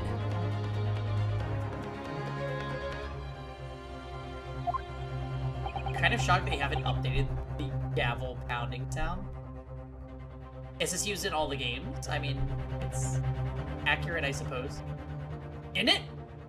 Birthmark, you say? I assume the reason you've been recalled to the stand has been explained to you. Something about an inspector again. But I'm telling you, you've got it all wrong as usual. Oh, girl, no. And you're denying all knowledge of it. Well, of course I am. Are you trying to kill me with all this nonsense, eh? Well, at least you'll have more stories to peddle back on Fresno Street. You.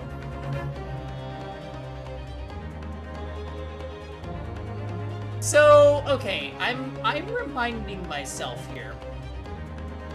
Is the gossip the one that had the bloody handprint?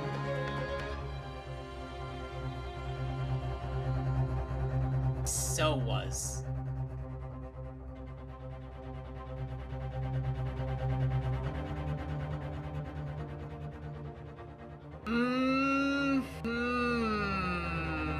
Okay.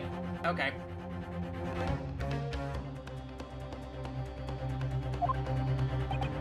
Now, we're going to need you to testify again. And you, Mr. DeRousseau and Mr. Rossi, I'm sure you'll cooperate, won't you? Do we have any choice? We are in a big trouble, aye, couple? That's quite enough dilatory chatter. Proceed with the testimony. The gavel sound is different in 5. Oh, damn. Yeah, if it was the same for all the other games, that would be, like, a little alarming. The man who claimed to be an inspector that day was definitely not this man. Is right, see? You think we would forget these grand lips, huh?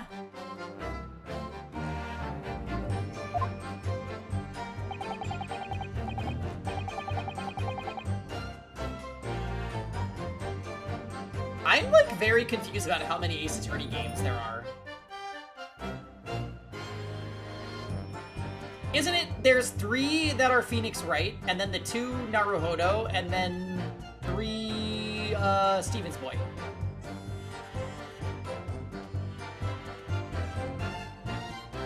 Or does this game count as 1?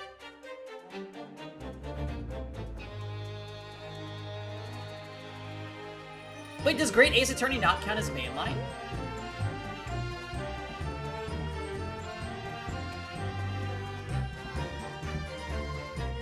Oh. The Phoenix Wright games and the Apollo Justice games are referred to as 1 through 6. So why did Great Ace Attorney get left out? Isn't it in the middle of them both, or no?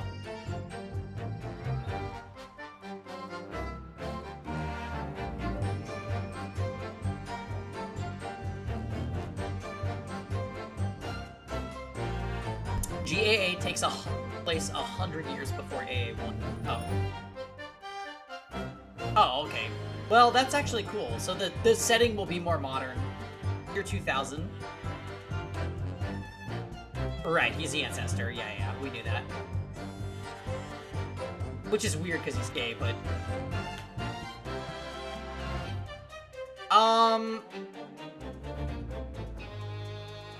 Have you not played any Phoenix Wright games? I have not.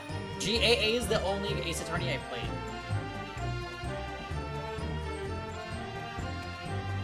Gotcha, yeah. I do, well, if we refer to the lists, they are on the list, so we will get to them eventually. Yeah, thank you, Steven. GAA 1 is definitely a rough introduction to the series. I'm realizing that, because GAA 1... definitely, it just took too long to get to where it wanted to go. And GAA 2 is really good, so it's payoff. And I know Storytime's not gonna like this comparison, but it reminds me of the beginning of Cold Steel 1 versus the end of Cold Steel 1. Like, you spend so long in build-up that the player gets bored. But then in the end, like, the latter part of the game, like, shit's happening and it's, like, very interesting. So, I feel like that's exactly what happened with this. It's like, there was an entire game of build-up. Cold Steel 1 and 2 was supposed to be one game? No fucking way. That would be like a 300-hour game. Memories from our field studies? I know, Rosen. I liked the field studies, but the NPCs talk too much. I'm just gonna say it. They talk too much. GAA had to get split in the same way. I see. So this is like Golden Sun, where they were meant to be on the same cartridge. That's my favorite meme about Golden Sun, by the way. Did you know that Lost Age? Yes. Everyone knows, yes. Not that I'm saying everybody knows that about Cold Steel and this, but like... I was lost in the Lost Age, also a legendary Peggy. You're playing Cold Steel 1 yourself right now? Yes, the music is phenomenal. And the gameplay, I think Cold Steel has my favorite engine in any JRPG. Isn't that crazy? Yeah, I think I will also enjoy Phoenix Wright. So this basically kind of saved my opinion of the series, because I played GAA 1 and I was like, oh, is this what this game is like? Like, is this what this series is? And I don't think that that's true anymore.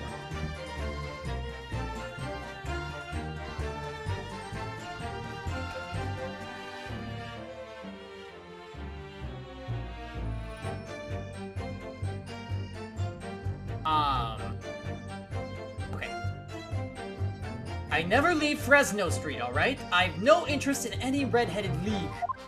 I don't remember what voice this guy had. I'm all alone in the world, me. I've no kinfolk or nothing.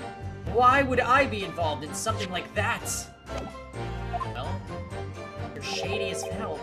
Just look at me, eh? Does it look like I could carry off a disguise with a face like this? So you intentionally wounded your lip. It would certainly appear that we have the wrong man. That is what I've been telling you, huh? There was no need for this pointless testimony. That's right. I'm just a simple peddler, remember? Fresno Street's all I know. How would I have come by a police inspector's identification book, eh? Well, yes, that's hard to explain, but... A brief cross-examination, I think, Counsel. Very brief. Ugh. Is there anyone in the courtroom who thinks I might be onto something? I stand steadfastly at your side, as always, Mr. Naruhodo. Please, no, not the lip sound effect, buddy Chris.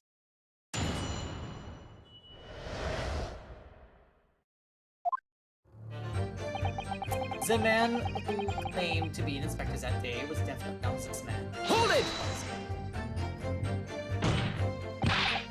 So you say, but how can you be quite so certain?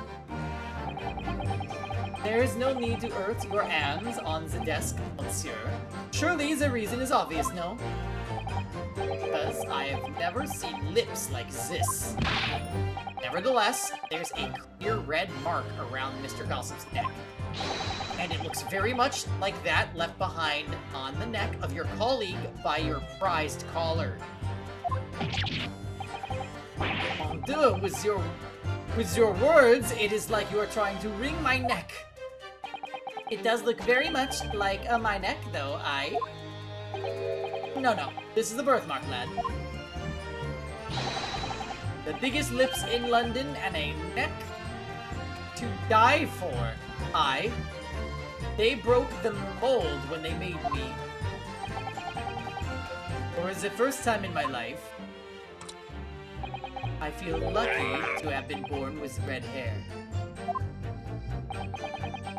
Faking it, I know. I thought being Japanese made you stand out in London. So you maintain that you've never seen this man before. Oui, c'est va. I swear to it by the flames of my hair. So, fierce pride has outgrown the frustration with your hair now, has it? Right, see, you think we would forget? these grand lips. Hold it! Well, yes, I don't imagine I'll forget those lips in a hurry either. That is why I am a saying, for some reason, it makes me wanna eat, how did Fabian call it? An eclair. You know, I've never seen the hair as black as yours before either. Likewise, I'd never seen red hair like yours until I came to Britain. See, maybe is a national trait, huh? Maybe all the people from this man's country have the grand lips? No, lad, I was born right here on Fresno Street, and I've never left. Fine. That is the problem, see.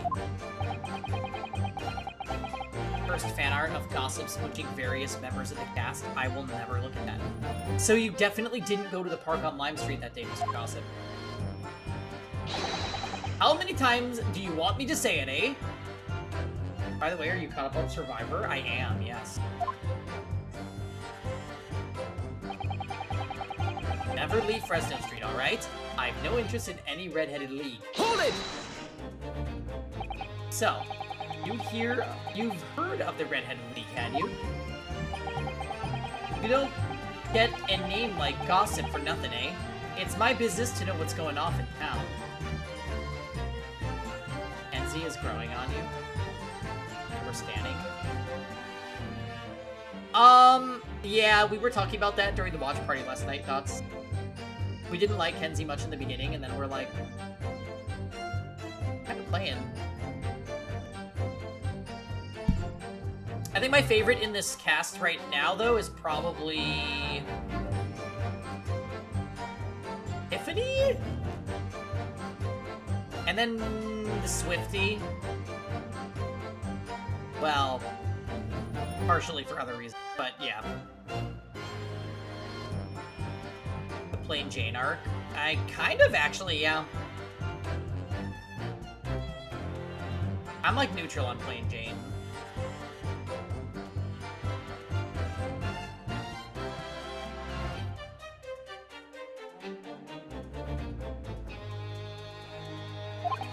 I sold that tasty tidbit to a fair few redheads that came past me. Between us, I even got sandwiched to cough up for it. You like Plain Jane? Well, he does have a very red nose, if that counts. Nose. And as you can see, my own hair's not got a hint of red in it. And in any case, Fresno Street's my patch. Won't catch me sidling off to some other part of town. No, sir, not likely. Now, why would you say anything? Excuse me! Alright. Mr. De Rousseau? Oui? Can I help you? Did Mr. Gossip's words just now lead you to remember something relevant, perhaps?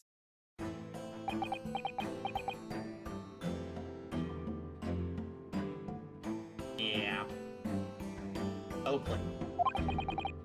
Was the other day when I was looking for a place near the park.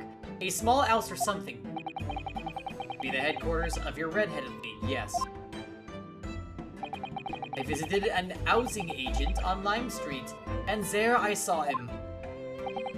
This man was paying money to the agent. What? Mr. Gossip, the housing agent? Oui, he had some kind of contract in his hand, and they were very clearly discussing terms. But, no, you're mistaken, chum. I've never left Fresno Street, me, like I said before. Mistaken me for someone else, someone with the same face. No, the capo was right, I remember it too. He was paying the man with other banknotes. Notes. Like I said, that wasn't me! I was curious why this man with the dirty clothes had so much money. So I looked at the name on the papers, and what name was written? Mr. Gossip? No, this man, he lies. He tells you that he has a no name, but in fact his name is...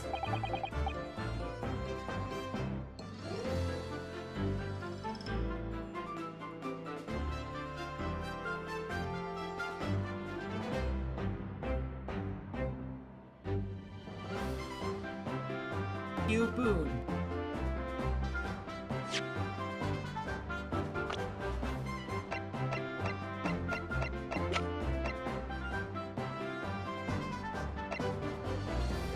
Why? Wait.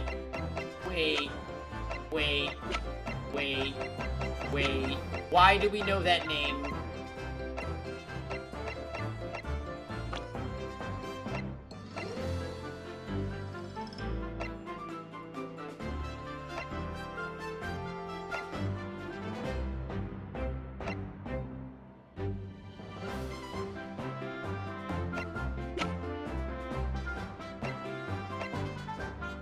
I don't remember why we know that name.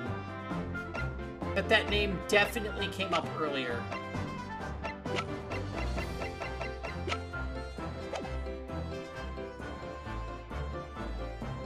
It's better than Mr. Gossip, I think, see? No! Well, the game's about to tell me, I think. Hugh Boone owns the house where the murder took place. Okay. I'm a peddler of tidbits of information, like I said, on Fresno Street, and that's that. I don't much like folk talking about my personal life. Indeed. And it is not the intention of the court to invade the privacy of witnesses. Very well, I shall respect your wishes, sir. The aforementioned name shall be redacted from all court records of this trial, assuming no objection. Objection! I'm sorry, my lord, but the defense does object. Because the name just mentioned has a very deep significance to this case. Good gracious! Do you similarly object, Prosecutor Asogi? As it happens, my lord, that particular name has already been mentioned during today's proceeding. I never! In what capacity? Hugh Boone. The name of the leaseholder of the room. Let me put this very simply. The victim's body was discovered in your rented room. I suggest, sir, that you start talking. Well, alright. I suppose that might be the case.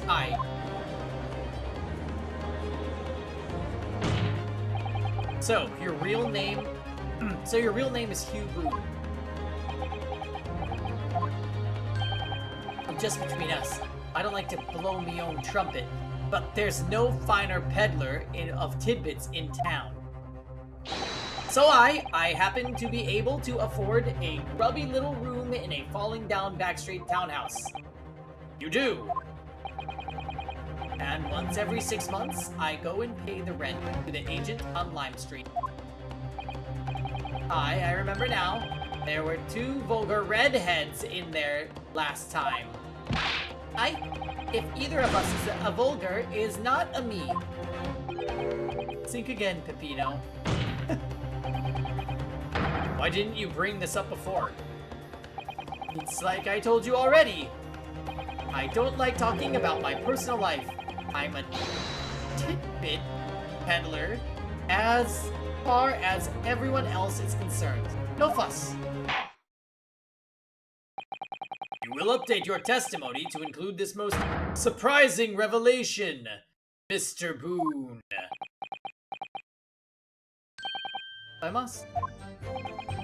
So the leaseholder Scotland Yard has been looking for him since the body was discovered. Has been here under our noses all along. I went to the room where the fellow was found, it's true. For what difference it makes. Hold it! So, you live in that room, presumably, do you? No, I don't live there.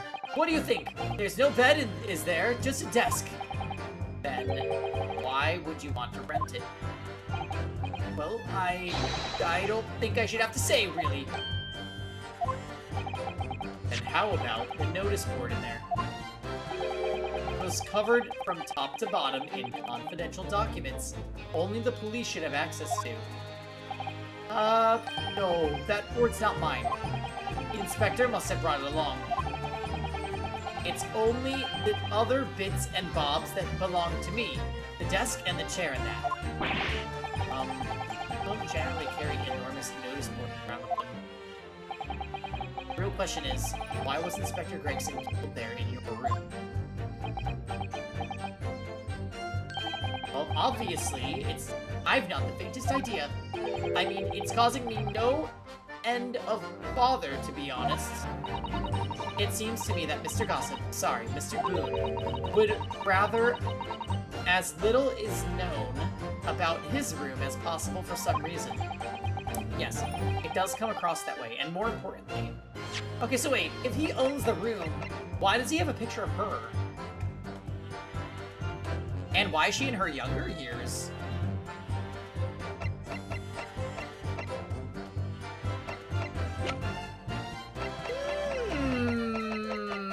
Okay, alright, we're getting there. Yes, it does come across that way, and more importantly, knowing that the scene of the crime is actually his room completely changes things. In particular, there's one part of his testimony that's really bothering me now. It's how I'm finally going to undo this man.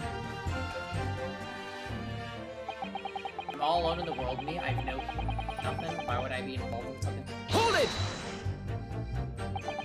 You mean you have no family? No, none at all. So I spend my days on Fresno Street, peddling tidbits to passersby. Hoping, just between us, this is, that eventually, someone else with lips like mine will come along. I don't think so. Maybe right. Anyway, that mark on your neck is just too much of a coincidence for us to ignore. Well, what's a fella to do then, eh? If you don't believe me, we're at an impasse. And there's nothing I can do but flick me lip. Please not. It looks like I'm not going to get anywhere here unless I can produce something.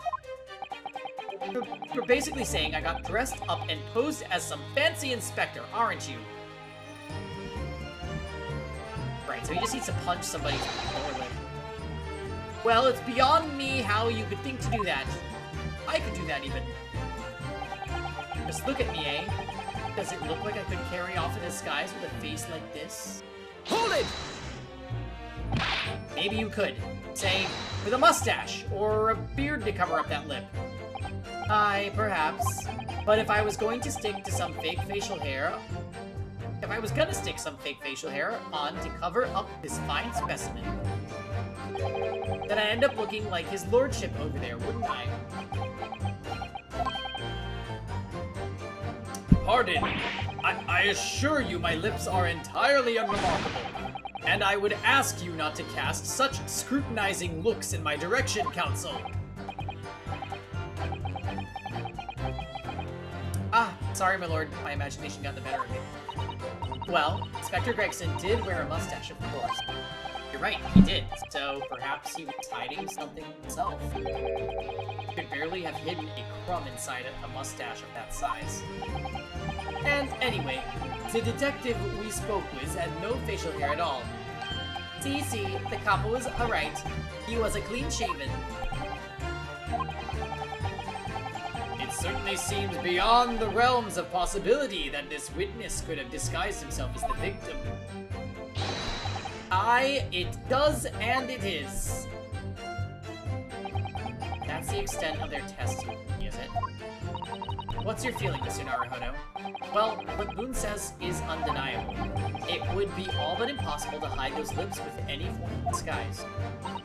Perhaps yes, but nevertheless, the mark around his neck is equally undeniable, and it's identical to the one that Mr. De Rossi suffered. Yes. But why does this whole disguise idea just keep playing on my mind?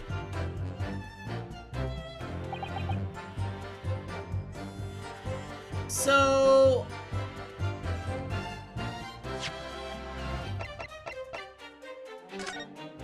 he has the same hair. This is literally the same person.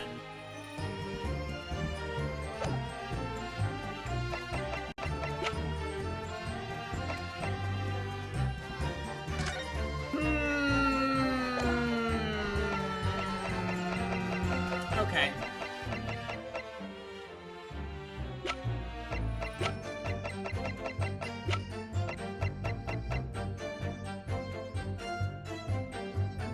How do we prove it?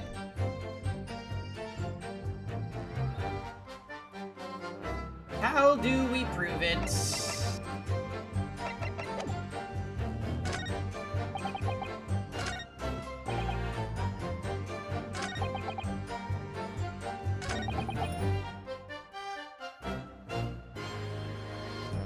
So they could carry off a disguise with a face like this.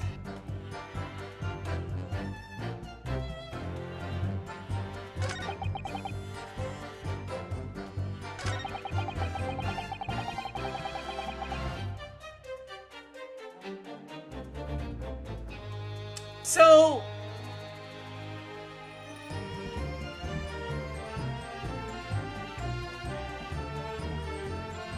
is it? Yeah, it kind of has to be him. The hair, right? The hair is exactly the same. The thing about the lips, though, it's like, did he just punch his own lip? Like, what happened?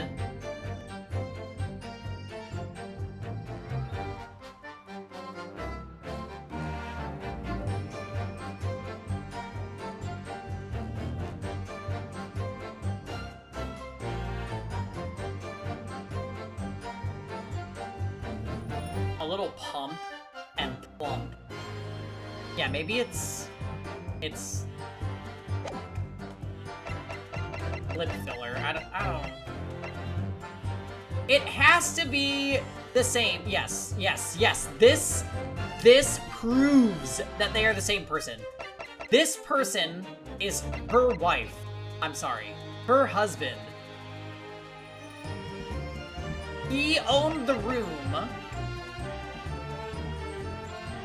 and has the picture of the wife in the room.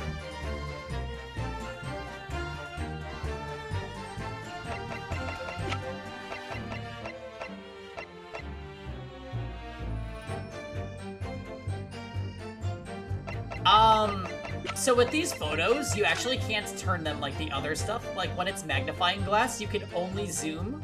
You can't even click anything. So there's like a few different types of evidence where like there's the static photographs, and then there's, okay, that's another static photograph. There's stuff like this that you can actually physically turn, but not all of it. Yeah, so she's a photograph. So this character appeared in the first part of the trial and said that her husband was missing and that she said he was a guard at the prison. So we went to the prison and the prison ward, like head prison ward guy, says, oh, that guy hasn't worked here in 10 years. So she doesn't know what's going on with her husband. Guilty! That's right. You know what? Who is it? I can't even show you a list of suspects right now, so we can't have fun. But I think I know. I think what I have to do is I have to present him. Objection! I'm wrong. I am getting ahead of myself. I'm getting ahead of myself. I figured out ahead of the game.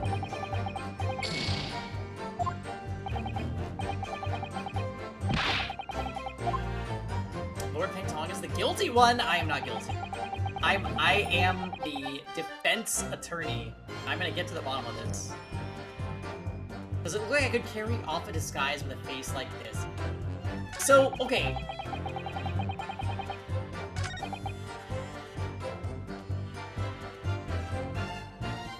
Is this the added testimony?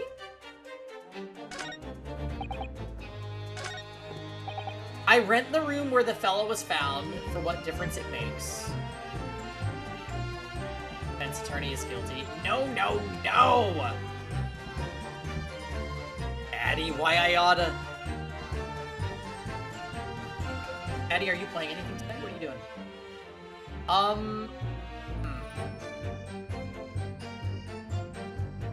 This, okay, so wait. This is the added testimony.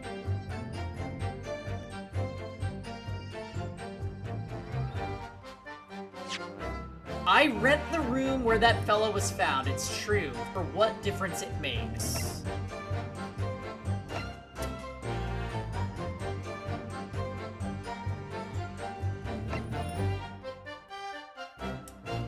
Um...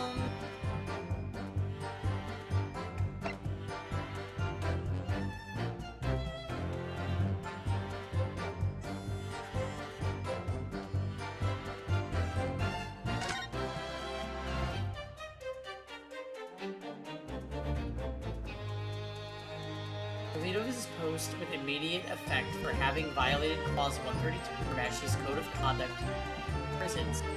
All rights to redundancy, pay, and other financial benefits are fully revoked.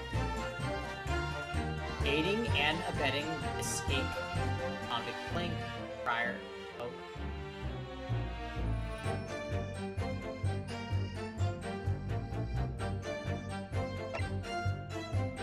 Indications are that the jailbreak plot was prior to the convict's incarceration.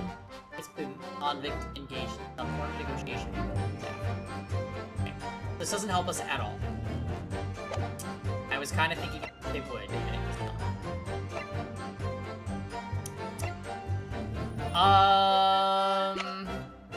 Shit. Well, now what do I do?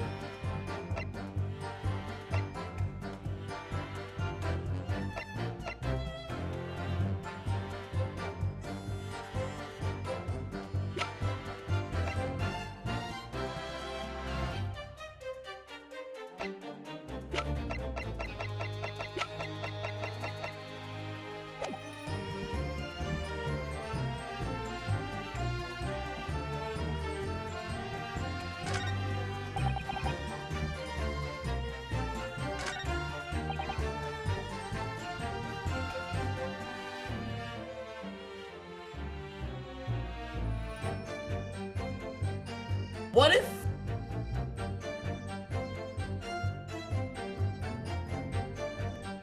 What if I showed a photo of the husband here?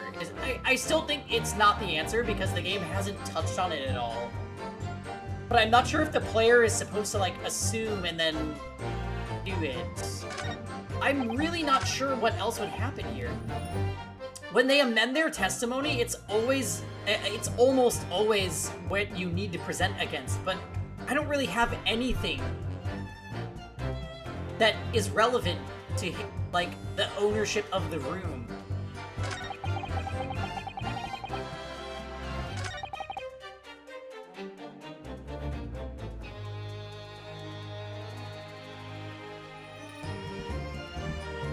I'm gonna do this, honestly, as a shot in the dark.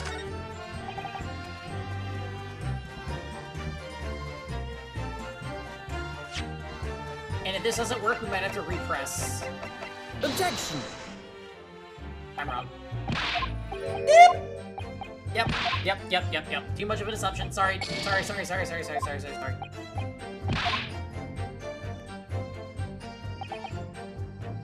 Hold it!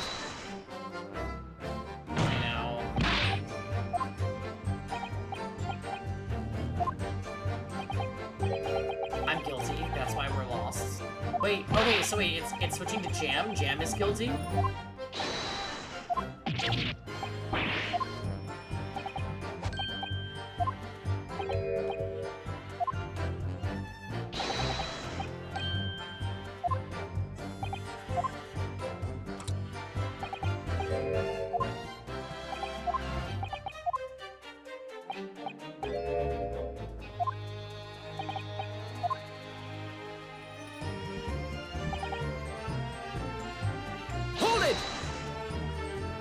Hi, Gren. Happy Saturday. Hey.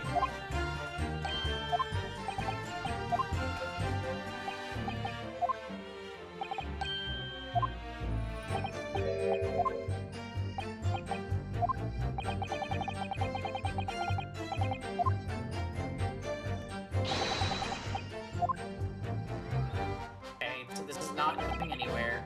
Hold it!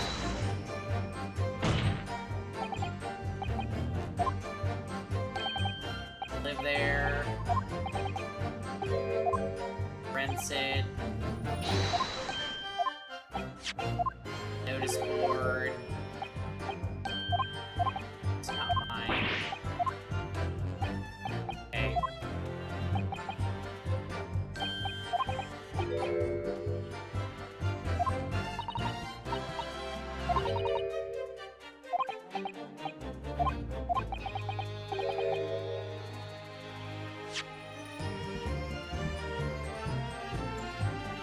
Knowing that the scene of the crime is actually his room completely changes things. In particular, there's one part of his testimony that's really bothering me now. So that's my hint.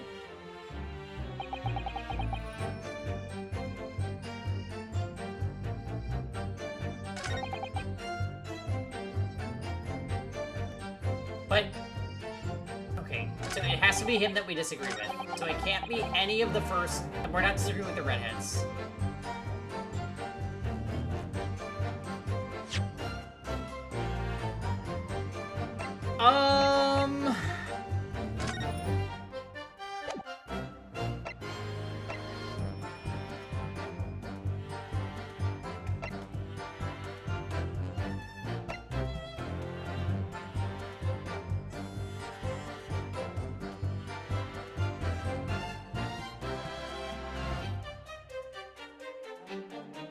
I mean, this is in the room. Is it? I feel like this is a major shot in the dark. But this was in his room. That might be what the game wants me to do.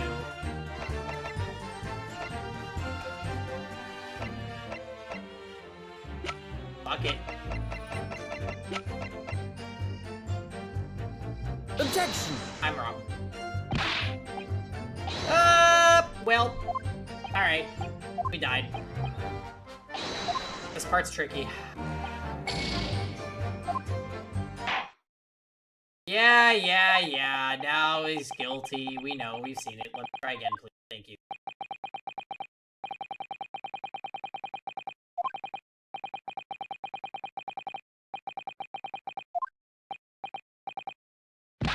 So maybe we need to use it against a different, Oh! Oh my god, I'm so stupid. You're right, buddy Chris. Thank you. He said he doesn't have any kin, but he has a picture of a woman.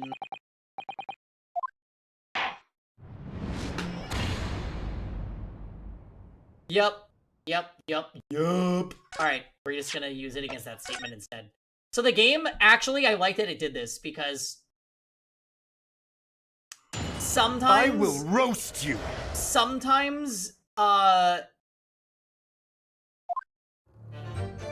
it's gonna make me repress.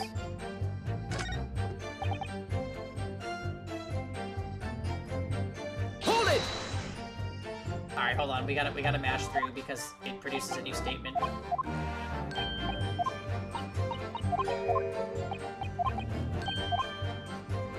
Is that so?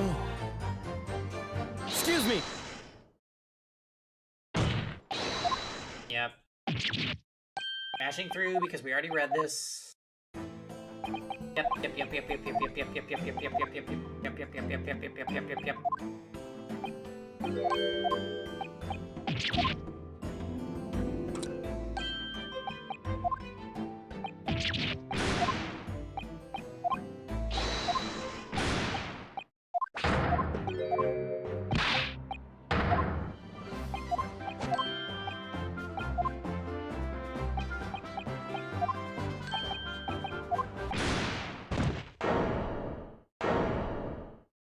Yeah, this was a gag. A gag.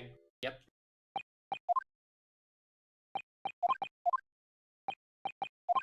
Objection!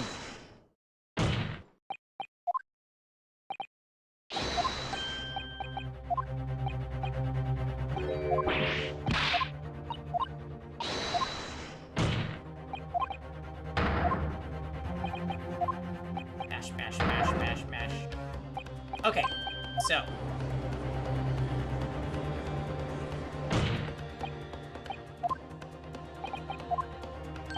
Don't they make you say your full name in court? Like, why did it take us this long to get this info out of him?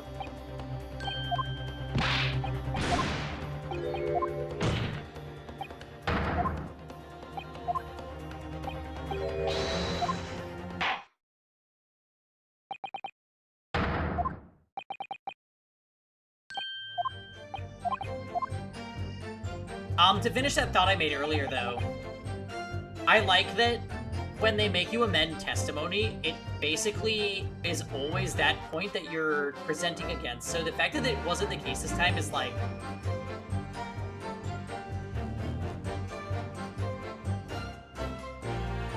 Well, you say that, Buddy Chris, but in every other trial, when a witness shows up on stand, the prosecutor says, state your name and occupation. So that just didn't happen this time, I guess.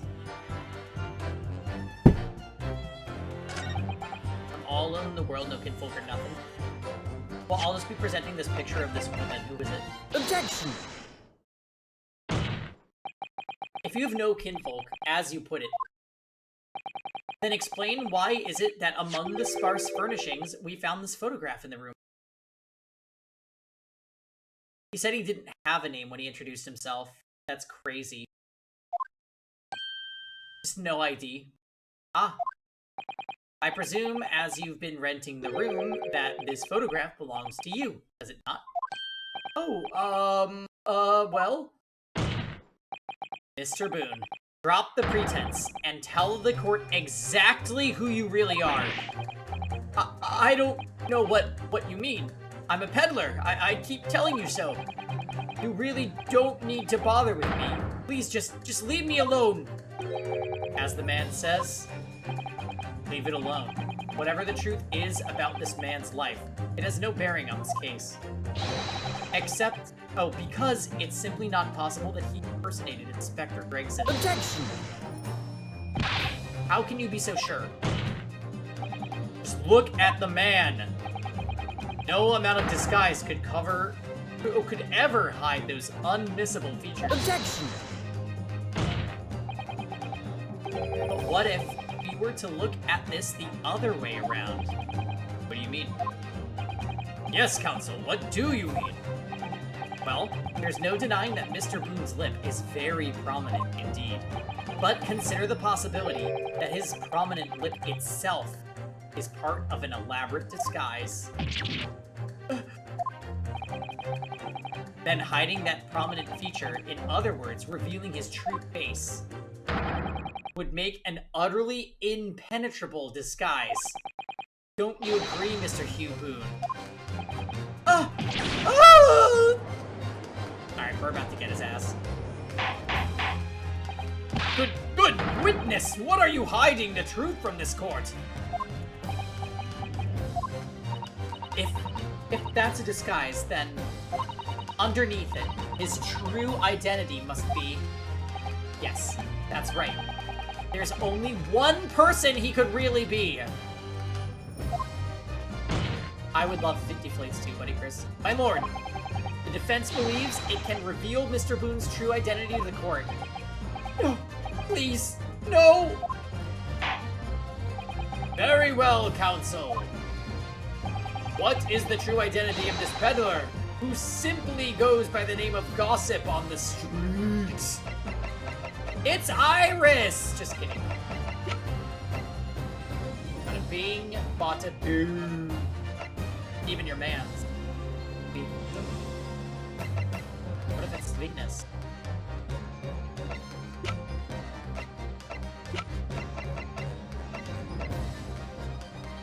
Take that!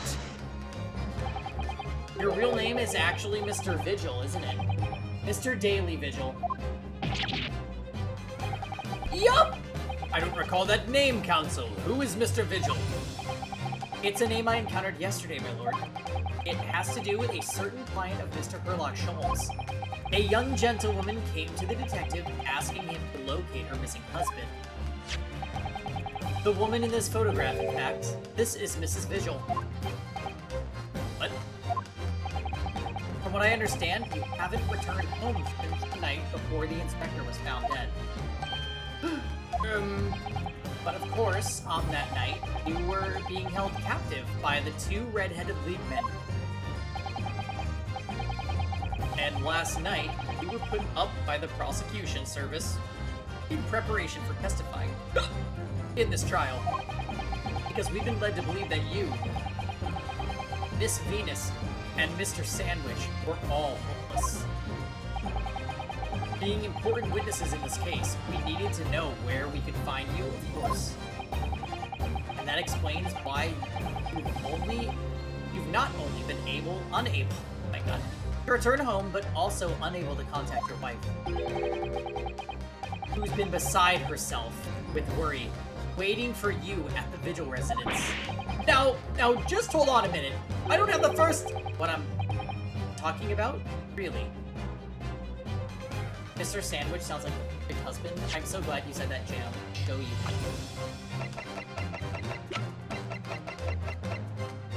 And with that, I'm going to the bathroom. So, there you go, Jam.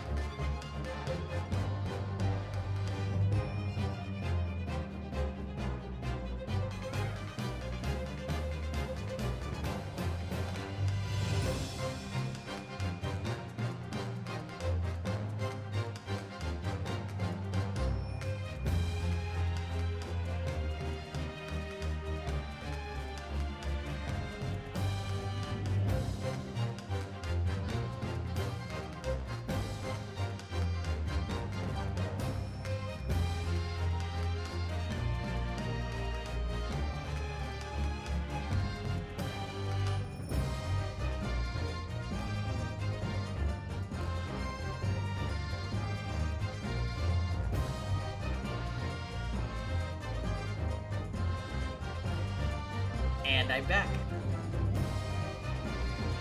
What a snack! Was the beardy on the first page? Oh. You mean the Japanese judge? Jigoku?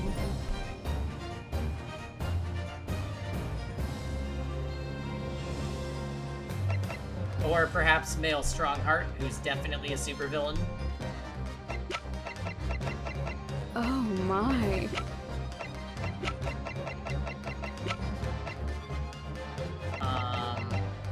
Okay. What I'm talking about, really. It's a simple enough matter to confirm my suspicions. All we have to do is pull off that disguise. No! Please! Bailiff, bring soap, a sponge, and a wash bowl at once!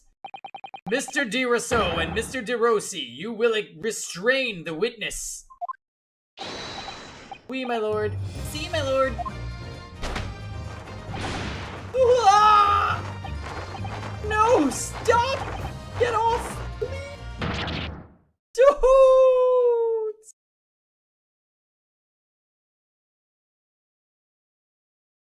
It was a clip-on. Oh!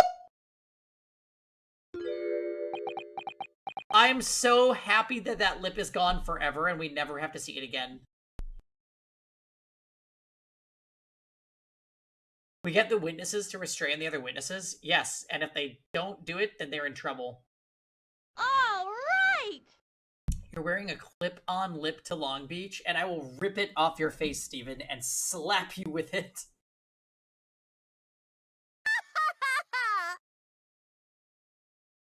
Okay, so this is lining up with what I thought.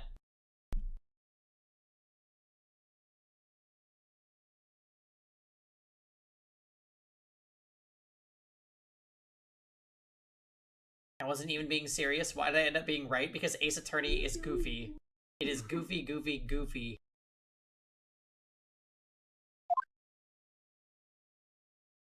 title.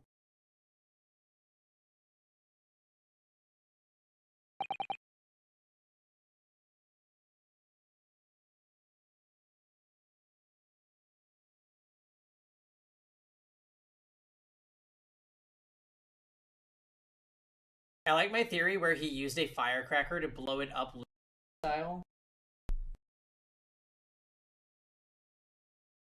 This twist totally blew you away. Really, Dots? I feel like we knew it was him for a while, but I was confused for a second. I thought my theory was wrong for a whole, 10 minutes. Well, we are now seeing your true features, I presume.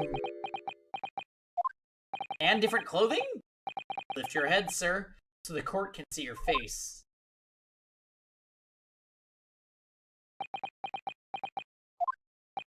It would appear that the defense counsel's assertion was entirely correct. This has all been a very elaborate deception. You missed the Kylie Jenner lip, Steven?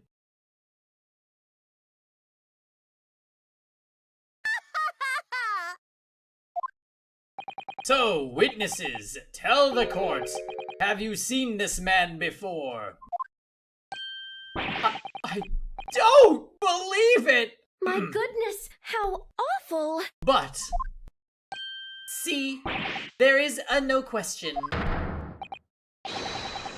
This is the inspector we saw in the park. Extraordinary! On the day of the Red-Headed League's enrollment, the man claiming to be Inspector Gregson, who appeared before Mr. DeRousseau and Mr. DeRossi in the park, was you, disguised as the inspector, or rather, was you posing as the inspector in no disguise at all. Mr. Vigil was formerly employed as the chief warder at Barclay Prison. The chief warder? Then your career had promise. Why you would quite possibly have become the future governor of the prison. What on earth have you been doing peddling tittle-tattle on Fresno Street? Well, it's been 10 years since Mr. Vigil worked at the prison. 10 years.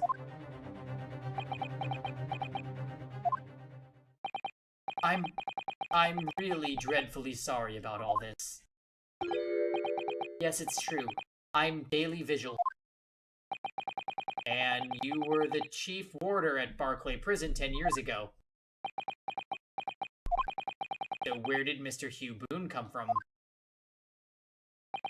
Boone is the other me. It's a name I invented. Well, evidently there is a great deal under the surface here. I'll explain everything. I'll tell you just how wretched my life has become.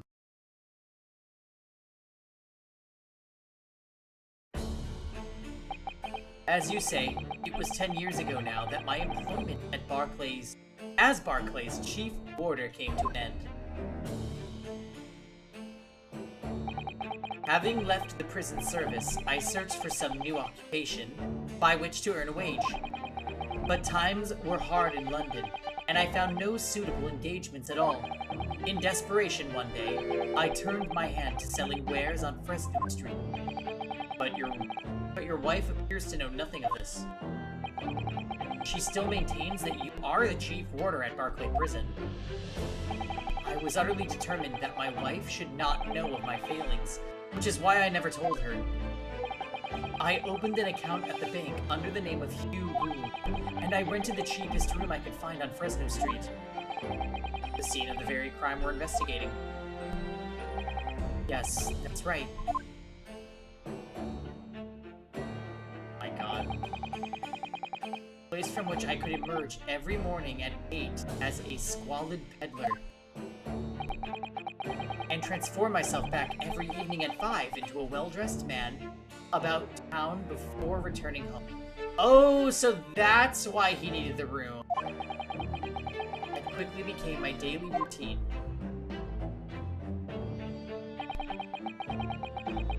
I was puzzled by the lack of furniture in the room. But that explains it. But why on earth didn't you just tell us this in the first place? I have a wife, sir, and 2 sons. And without wishing to sound self-conceited, they regarded me with some pride. I couldn't bring myself to disappoint them. And you thought he had red hair? Yeah, I was wrong about that. I was super wrong about that.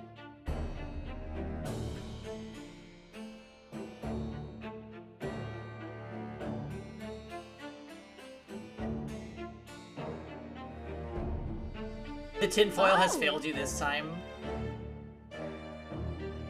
Yeah, the lip was... It was a lot. I didn't expect that that juror was gonna come back, if I'm honest.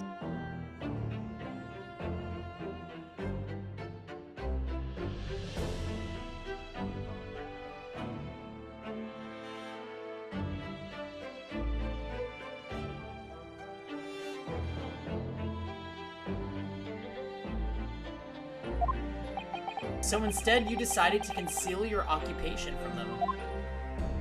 Yes. I've made such a terrible mess of everything. Still, one thing doesn't add up.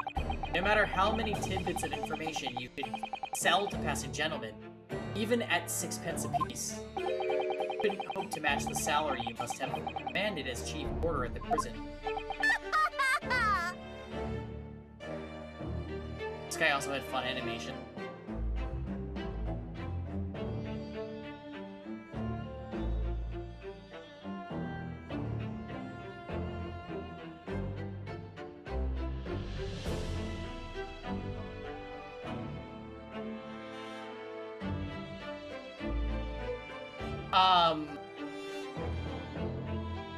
You mean the lip guy, Steven?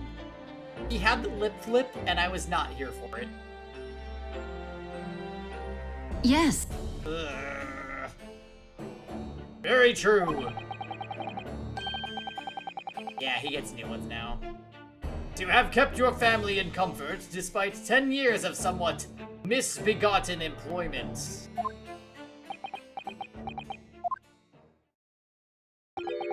That was all thanks to Inspector Gregson.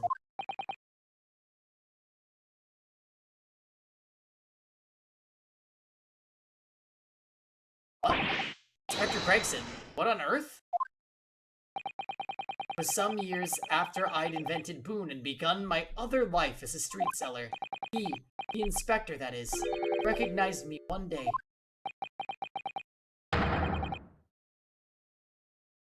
You mean to say that the victim was an acquaintance of yours?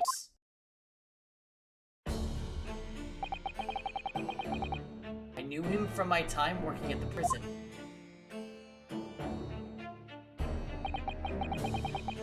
When he saw what I'd become, he was deeply troubled for me and my family. And from that day forward, visited me on Fresno with increasing regularity. One day, asked me if I would carry out a secret assignment. A secret? What was it? I was to impersonate the inspector. Wait a minute. That was a thing that he just did that I liked. I kind of wonder if he's lying, though. Because my initial thought here was that he killed Gregson. And that's why he has the identification. But if this is true, then we actually still don't know who killed him.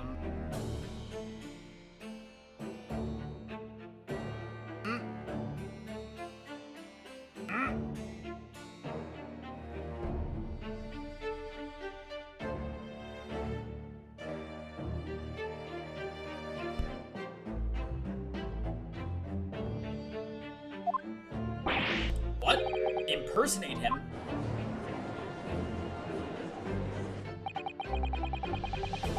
We always met in that little room so the inspector could brief me. Visit Orchizes tomorrow and take a statement from the proprietress. It was always something along those lines. Surveillance work, interviewing people. On those occasions, he would lend me his identification, so people would believe who I was.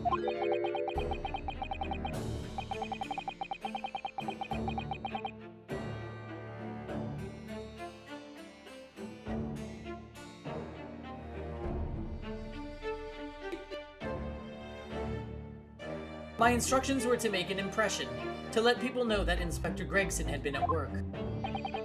And for those services, compensated me financially. A Scotland Yard inspector willingly relinquished his identification into your care with intent to deceive.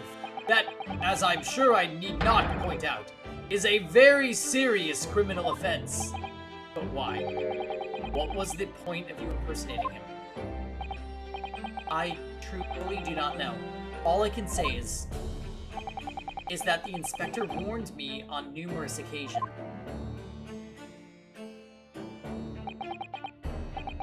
Now remember, Vigil, I need your solemn word. Don't blab about this to anyone, alright? Even if, well, if I end up a croaker.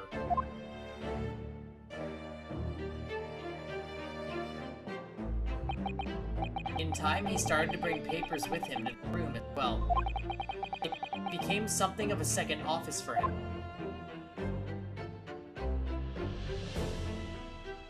I know. Poor Greg. So in fact, the person who declared himself to be Inspector Gregson at the park on Lime Street was really... Yes, it was me, acting on the inspector's orders. As usual, I removed my broom disguise, and then went, as instructed, to the park, armed with the inspector's identification book. It never occurred to me that the bruise on my neck might give me away.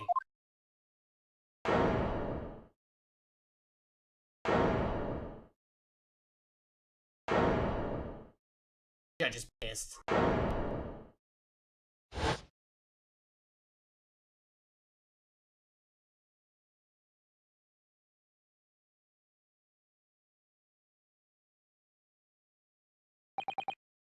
Well, it would seem that this confession completely destroys the defense's case. Explain yourself, Prosecutor Asugi! My learned friend's assertion was as follows. The victim was killed at another location on the day before his corpse was discovered. At the hands of these two red-headed league men, when they imprisoned the inspector. But no, that can't be! What is this animation? After all, it wasn't the inspector who went to the park that day, it was me!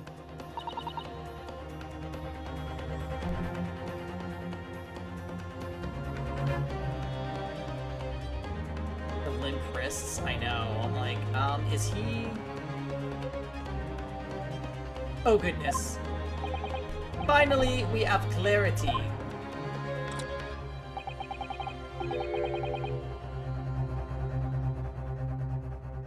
We had nothing to do with the murder and the inspector.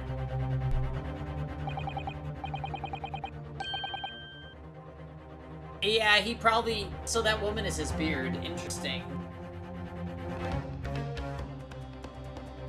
Yes. And merci, Monsieur del Defense, for proving it. What? That guy is so gonna wind up guilty.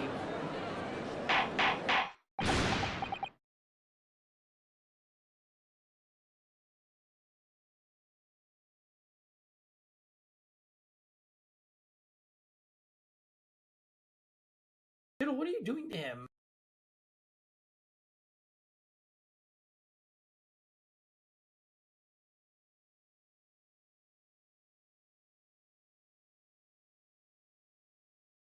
Everywhere. Kiddo, what is this?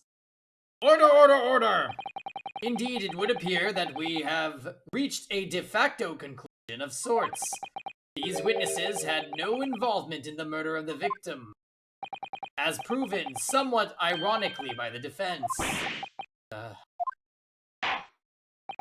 I hereby call an end to the cross-examination. Hold it!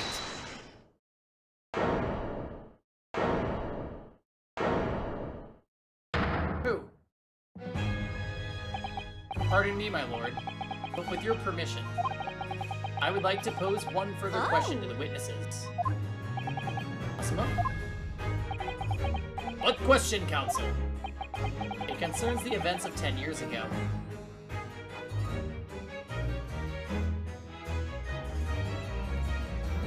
Oh! Wait, who the hell is Hayato? Candace? Yo!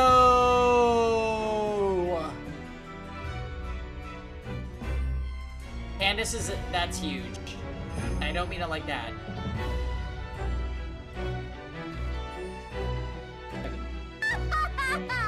Kevin! Kevin!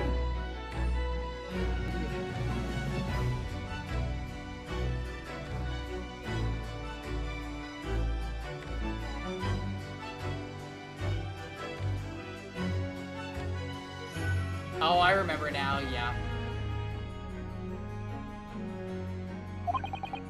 I believe you would have been present at the very significant execution that was carried out.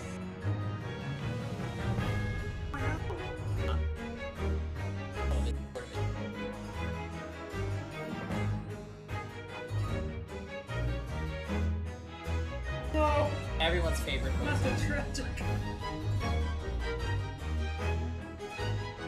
I was gonna say, that's Anna's voice. I don't think Mozu originally had that voice, did she? Yeah, look at that. There's like enormous paragraphs. Oh, covers the dragon thing. So really, Karen Strassman did her original VA in Fates?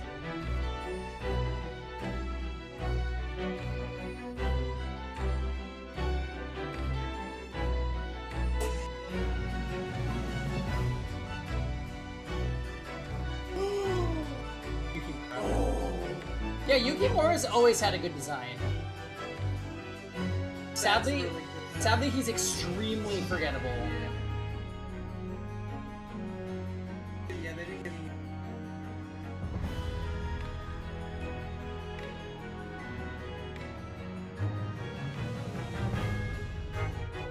Oh, just a casual minus 30 attack and 37 defense. Okay.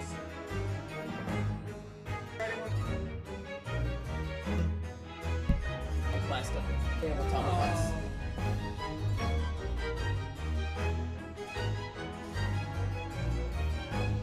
Yeah, I don't like that character at all. He's probably my least favorite on the work rate side. Also, having Kaspar's voice is such a mismatch. We're gonna get into two. No. I'm excited for you to see who the Grand Hero battle is. I'm covering it, Kevin.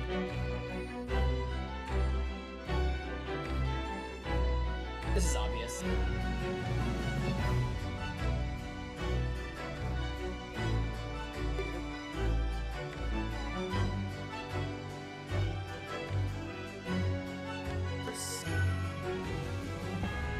Yeah, Azura on a horse is like, what the fuck?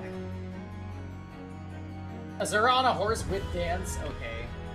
God, That shit goes.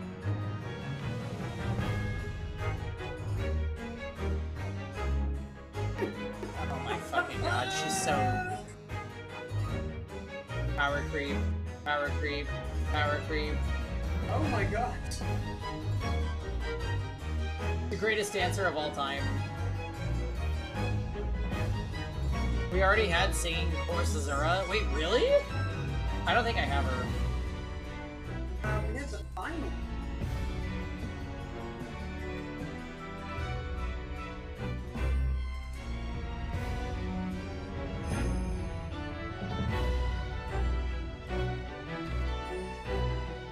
Reveal.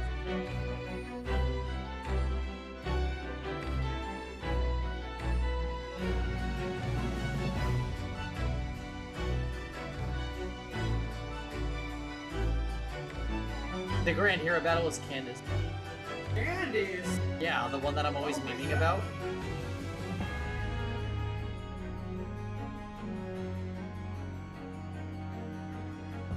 Margin?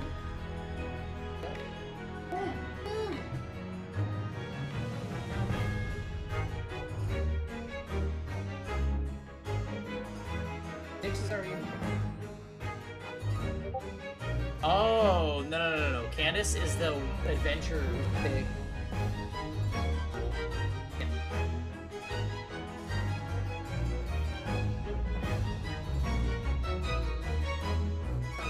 Alright. Anyways, we just watched the video, thank you. Oh.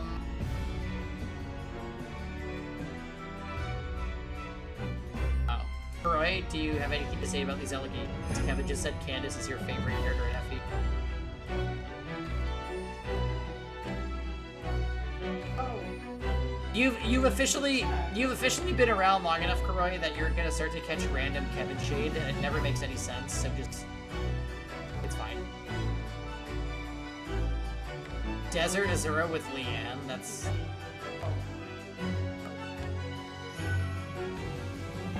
E-tier? Hey, E-tier, Kevin's queuing. Hurry. Oh, okay. E-tier, Kevin's not queuing until after dinner, so just get ready. Oh. I believe you would have been present at a very significant execution that was carried out at the time. Years ago. You didn't catch that? So Kevin implied... yeah, he actually just straight up said that your favorite Fire Emblem character is Candace. And then I apologized to you and I said, you've been around long enough that you're gonna start to catch random Kevin strays. So just please, fine. Oh.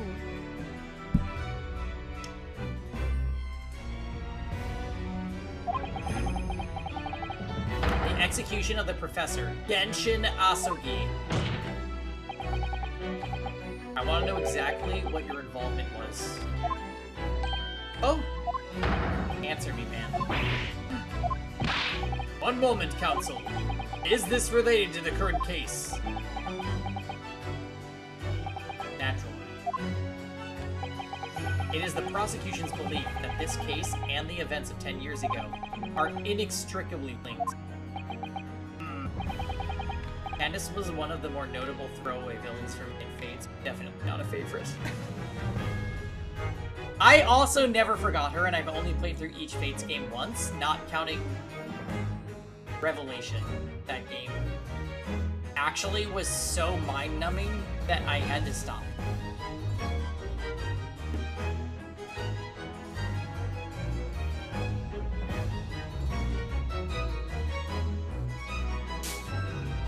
We need a trial for whichever barber murdered Kazuma's hair. His hair's not that bad.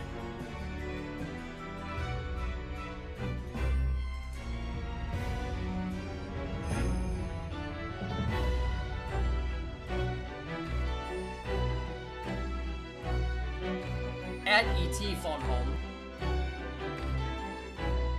Does the defense concur, Counsel? Awesome. You're not yourself. You're not as calm and collected. You're 23. Poor Kazuma-sama. No wonder he's acting this way. Mr. Vigil's memories of what happened 10 years ago would tell the tale of Genshin Asugi's last moment, his own father. I know. I do understand that, but even so. Prosecutor Asugi. Do you genuinely believe that this question requires an answer in order to learn the truth behind Inspector Gregson's death? I need you to trust me.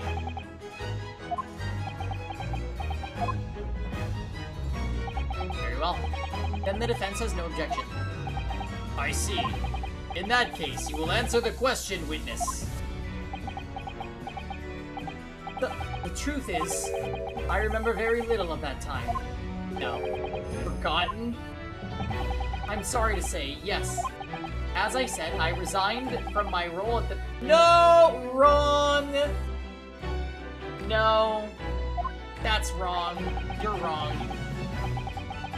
For some peculiar reason, my memory of the events leading up to that moment is extremely hazy. Does that not strike you as strange, Mr. Naruhodo? Sorry.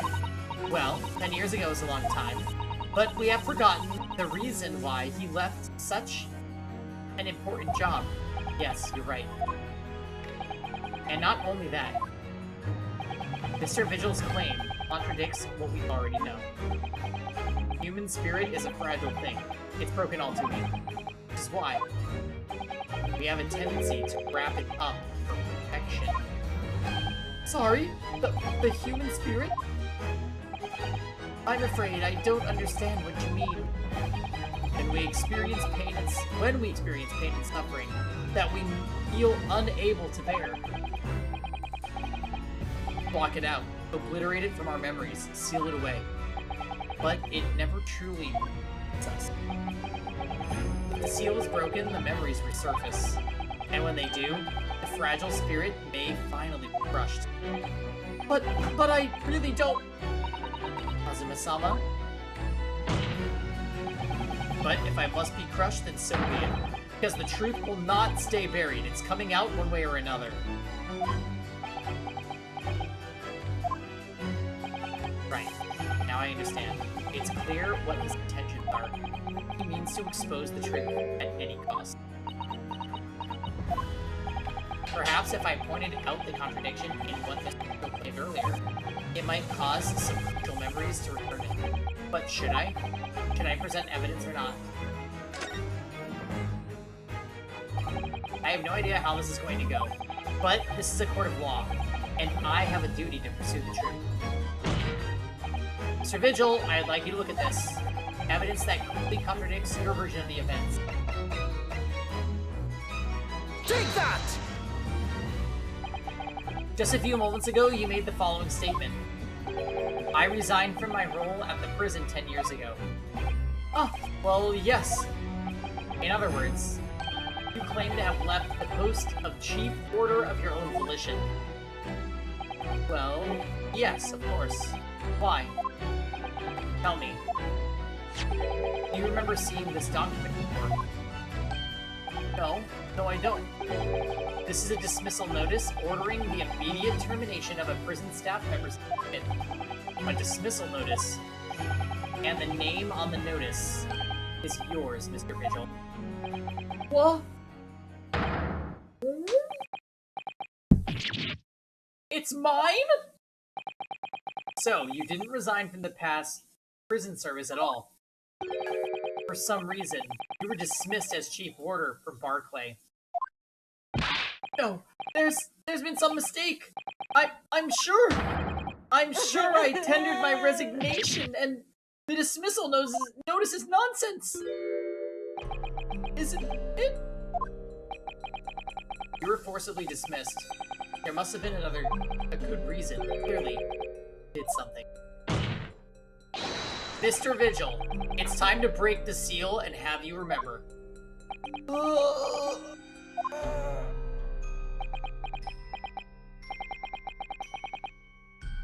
on, I'm gonna...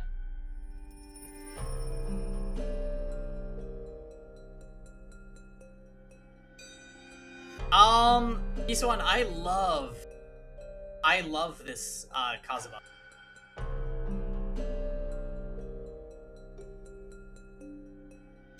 I'm gonna add the crew members in Discord, by the way, for y'all to start assembling, and I will be there shortly.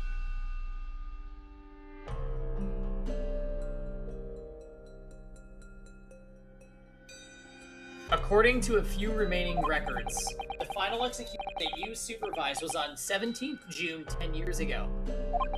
And on that day, something very serious took place at Barclay Prison.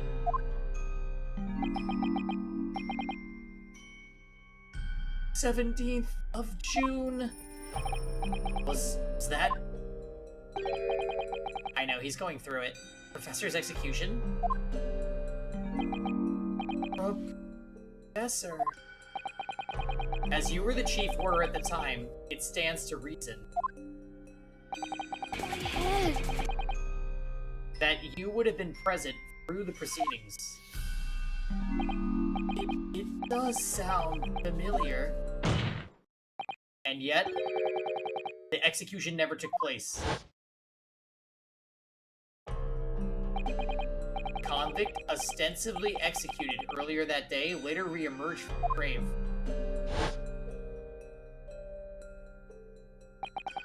Convict back to life. In the cemetery in the middle of the night, there was a witness. However, the witness claims that a moment after he saw the convict clambering out of his grave, a gunshot rang out from over his shoulder, and the bullet pierced the professor's chest, killing him instantly.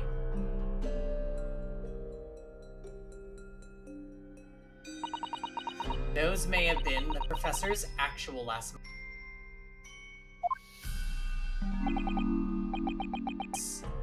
Yes. Seeing as you were in charge of overseeing executions at the time, you must know the truth about what really happened. It's in your head somewhere deep down.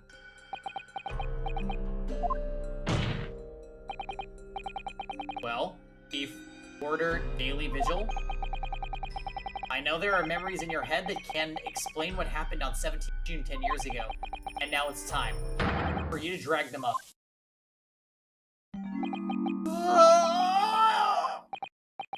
Mr. Vigil? Oh god. Face crack? Yes, the whole prison. It was complete chaos.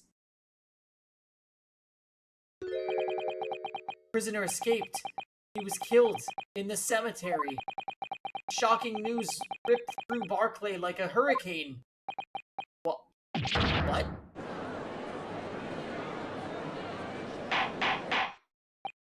Order! Order! Order! Do you mean to say, Mr. Vigil, that your memories of the time have all returned? My head, it's like some floodgates have been opened. So, Dots, is there a good point to stop soon? Because I do need to get us over to Among Us, and we'll do this again tomorrow night. I'm just, I'm fishing here for, a decent stopping point. Okay. Screams. Oh my goodness. The papers. There were reports, articles about a man who'd seen a ghost. Yes, Enoch Trevor. But surely those reports were exaggerated. There were traces at the scene. Traces of what?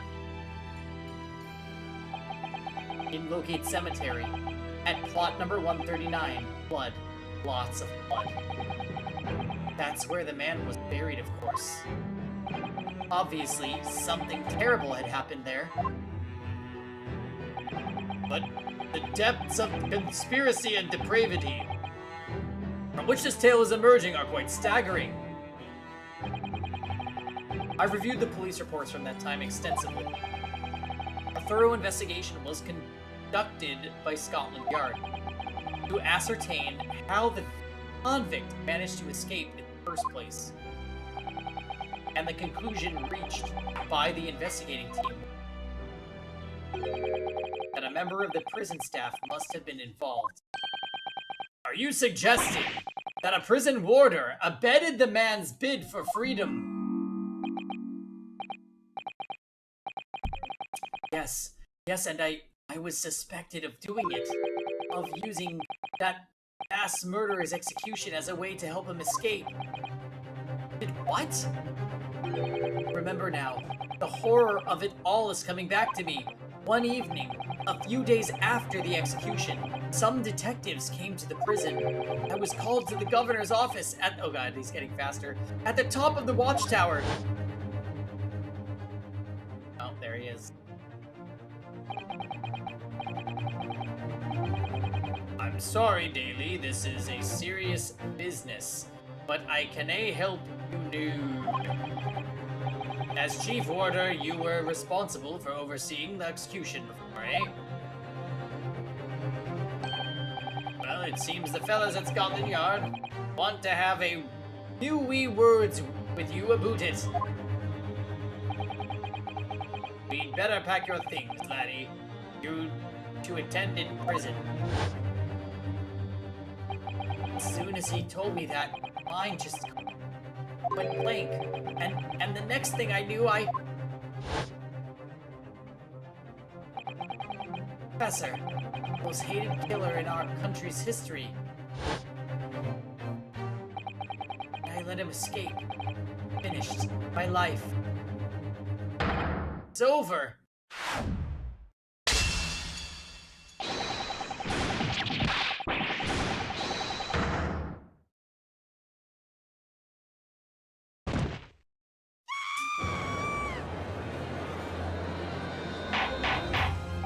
Order! Order! Bailiff, fetch a doctor at once! Orders adjourned for today with immediate effect! There it is. Holy... So, with Mr. Vigil's collapse, proceedings came to an abrupt end for the day. Once again overshadowed It really by the is legacy of that notorious killer, appearing like a cursed ghost ship on a foggy ocean. Lord Van Zeeks, Mr. Vigil, Kazuma, Wait a and minute! Gregson. Wait a minute, wait a minute, wait a minute, wait a minute, wait a minute. I thought I had been going through this whole game Hold a moment. mispronouncing Van Zeeks, and it's been Van Zeeks.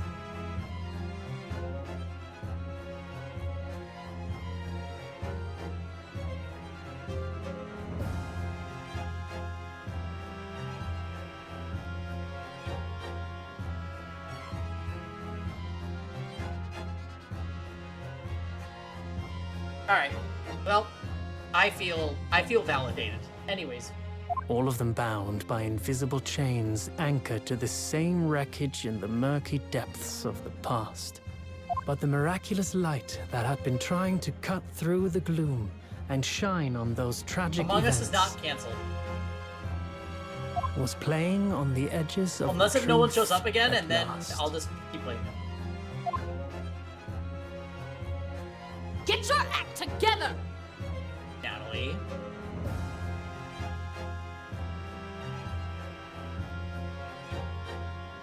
No. Wow. So, you know what? Honestly, I was wondering if there was going to be another investigation / second part of the trial. I thought maybe this game would get away with not doing that, or for this one, but it's still here. So, amazing. Okay, it's Among Us time.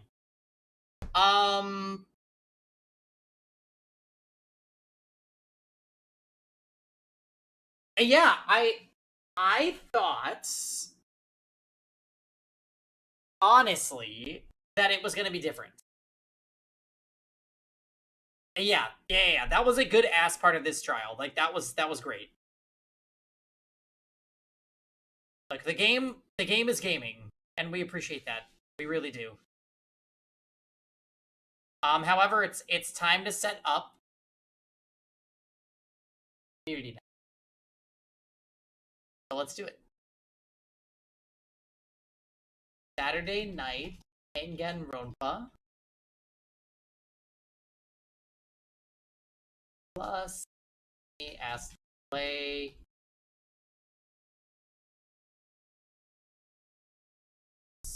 Enjoy Among Us, everyone. All right, story time. You gonna be lurking or not?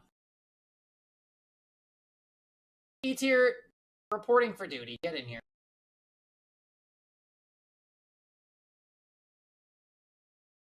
All right, we have a few things to like set up though.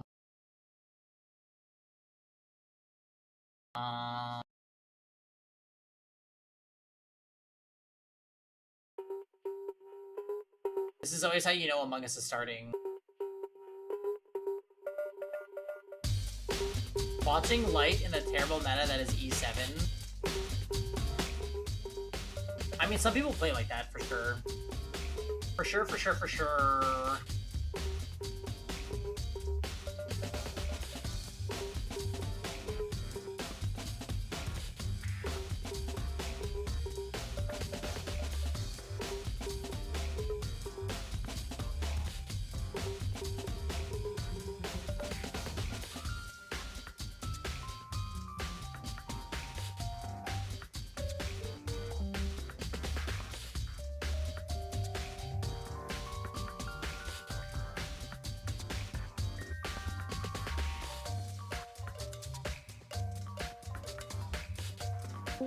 Alright, so guys, we're kind of gonna play this one by ear, right?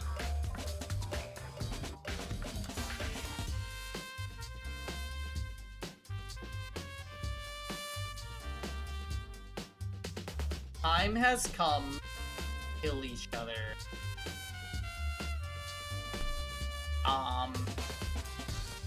Let's see if we can get a lobby going tonight. Let's play Suikoden Tactics instead? Nah.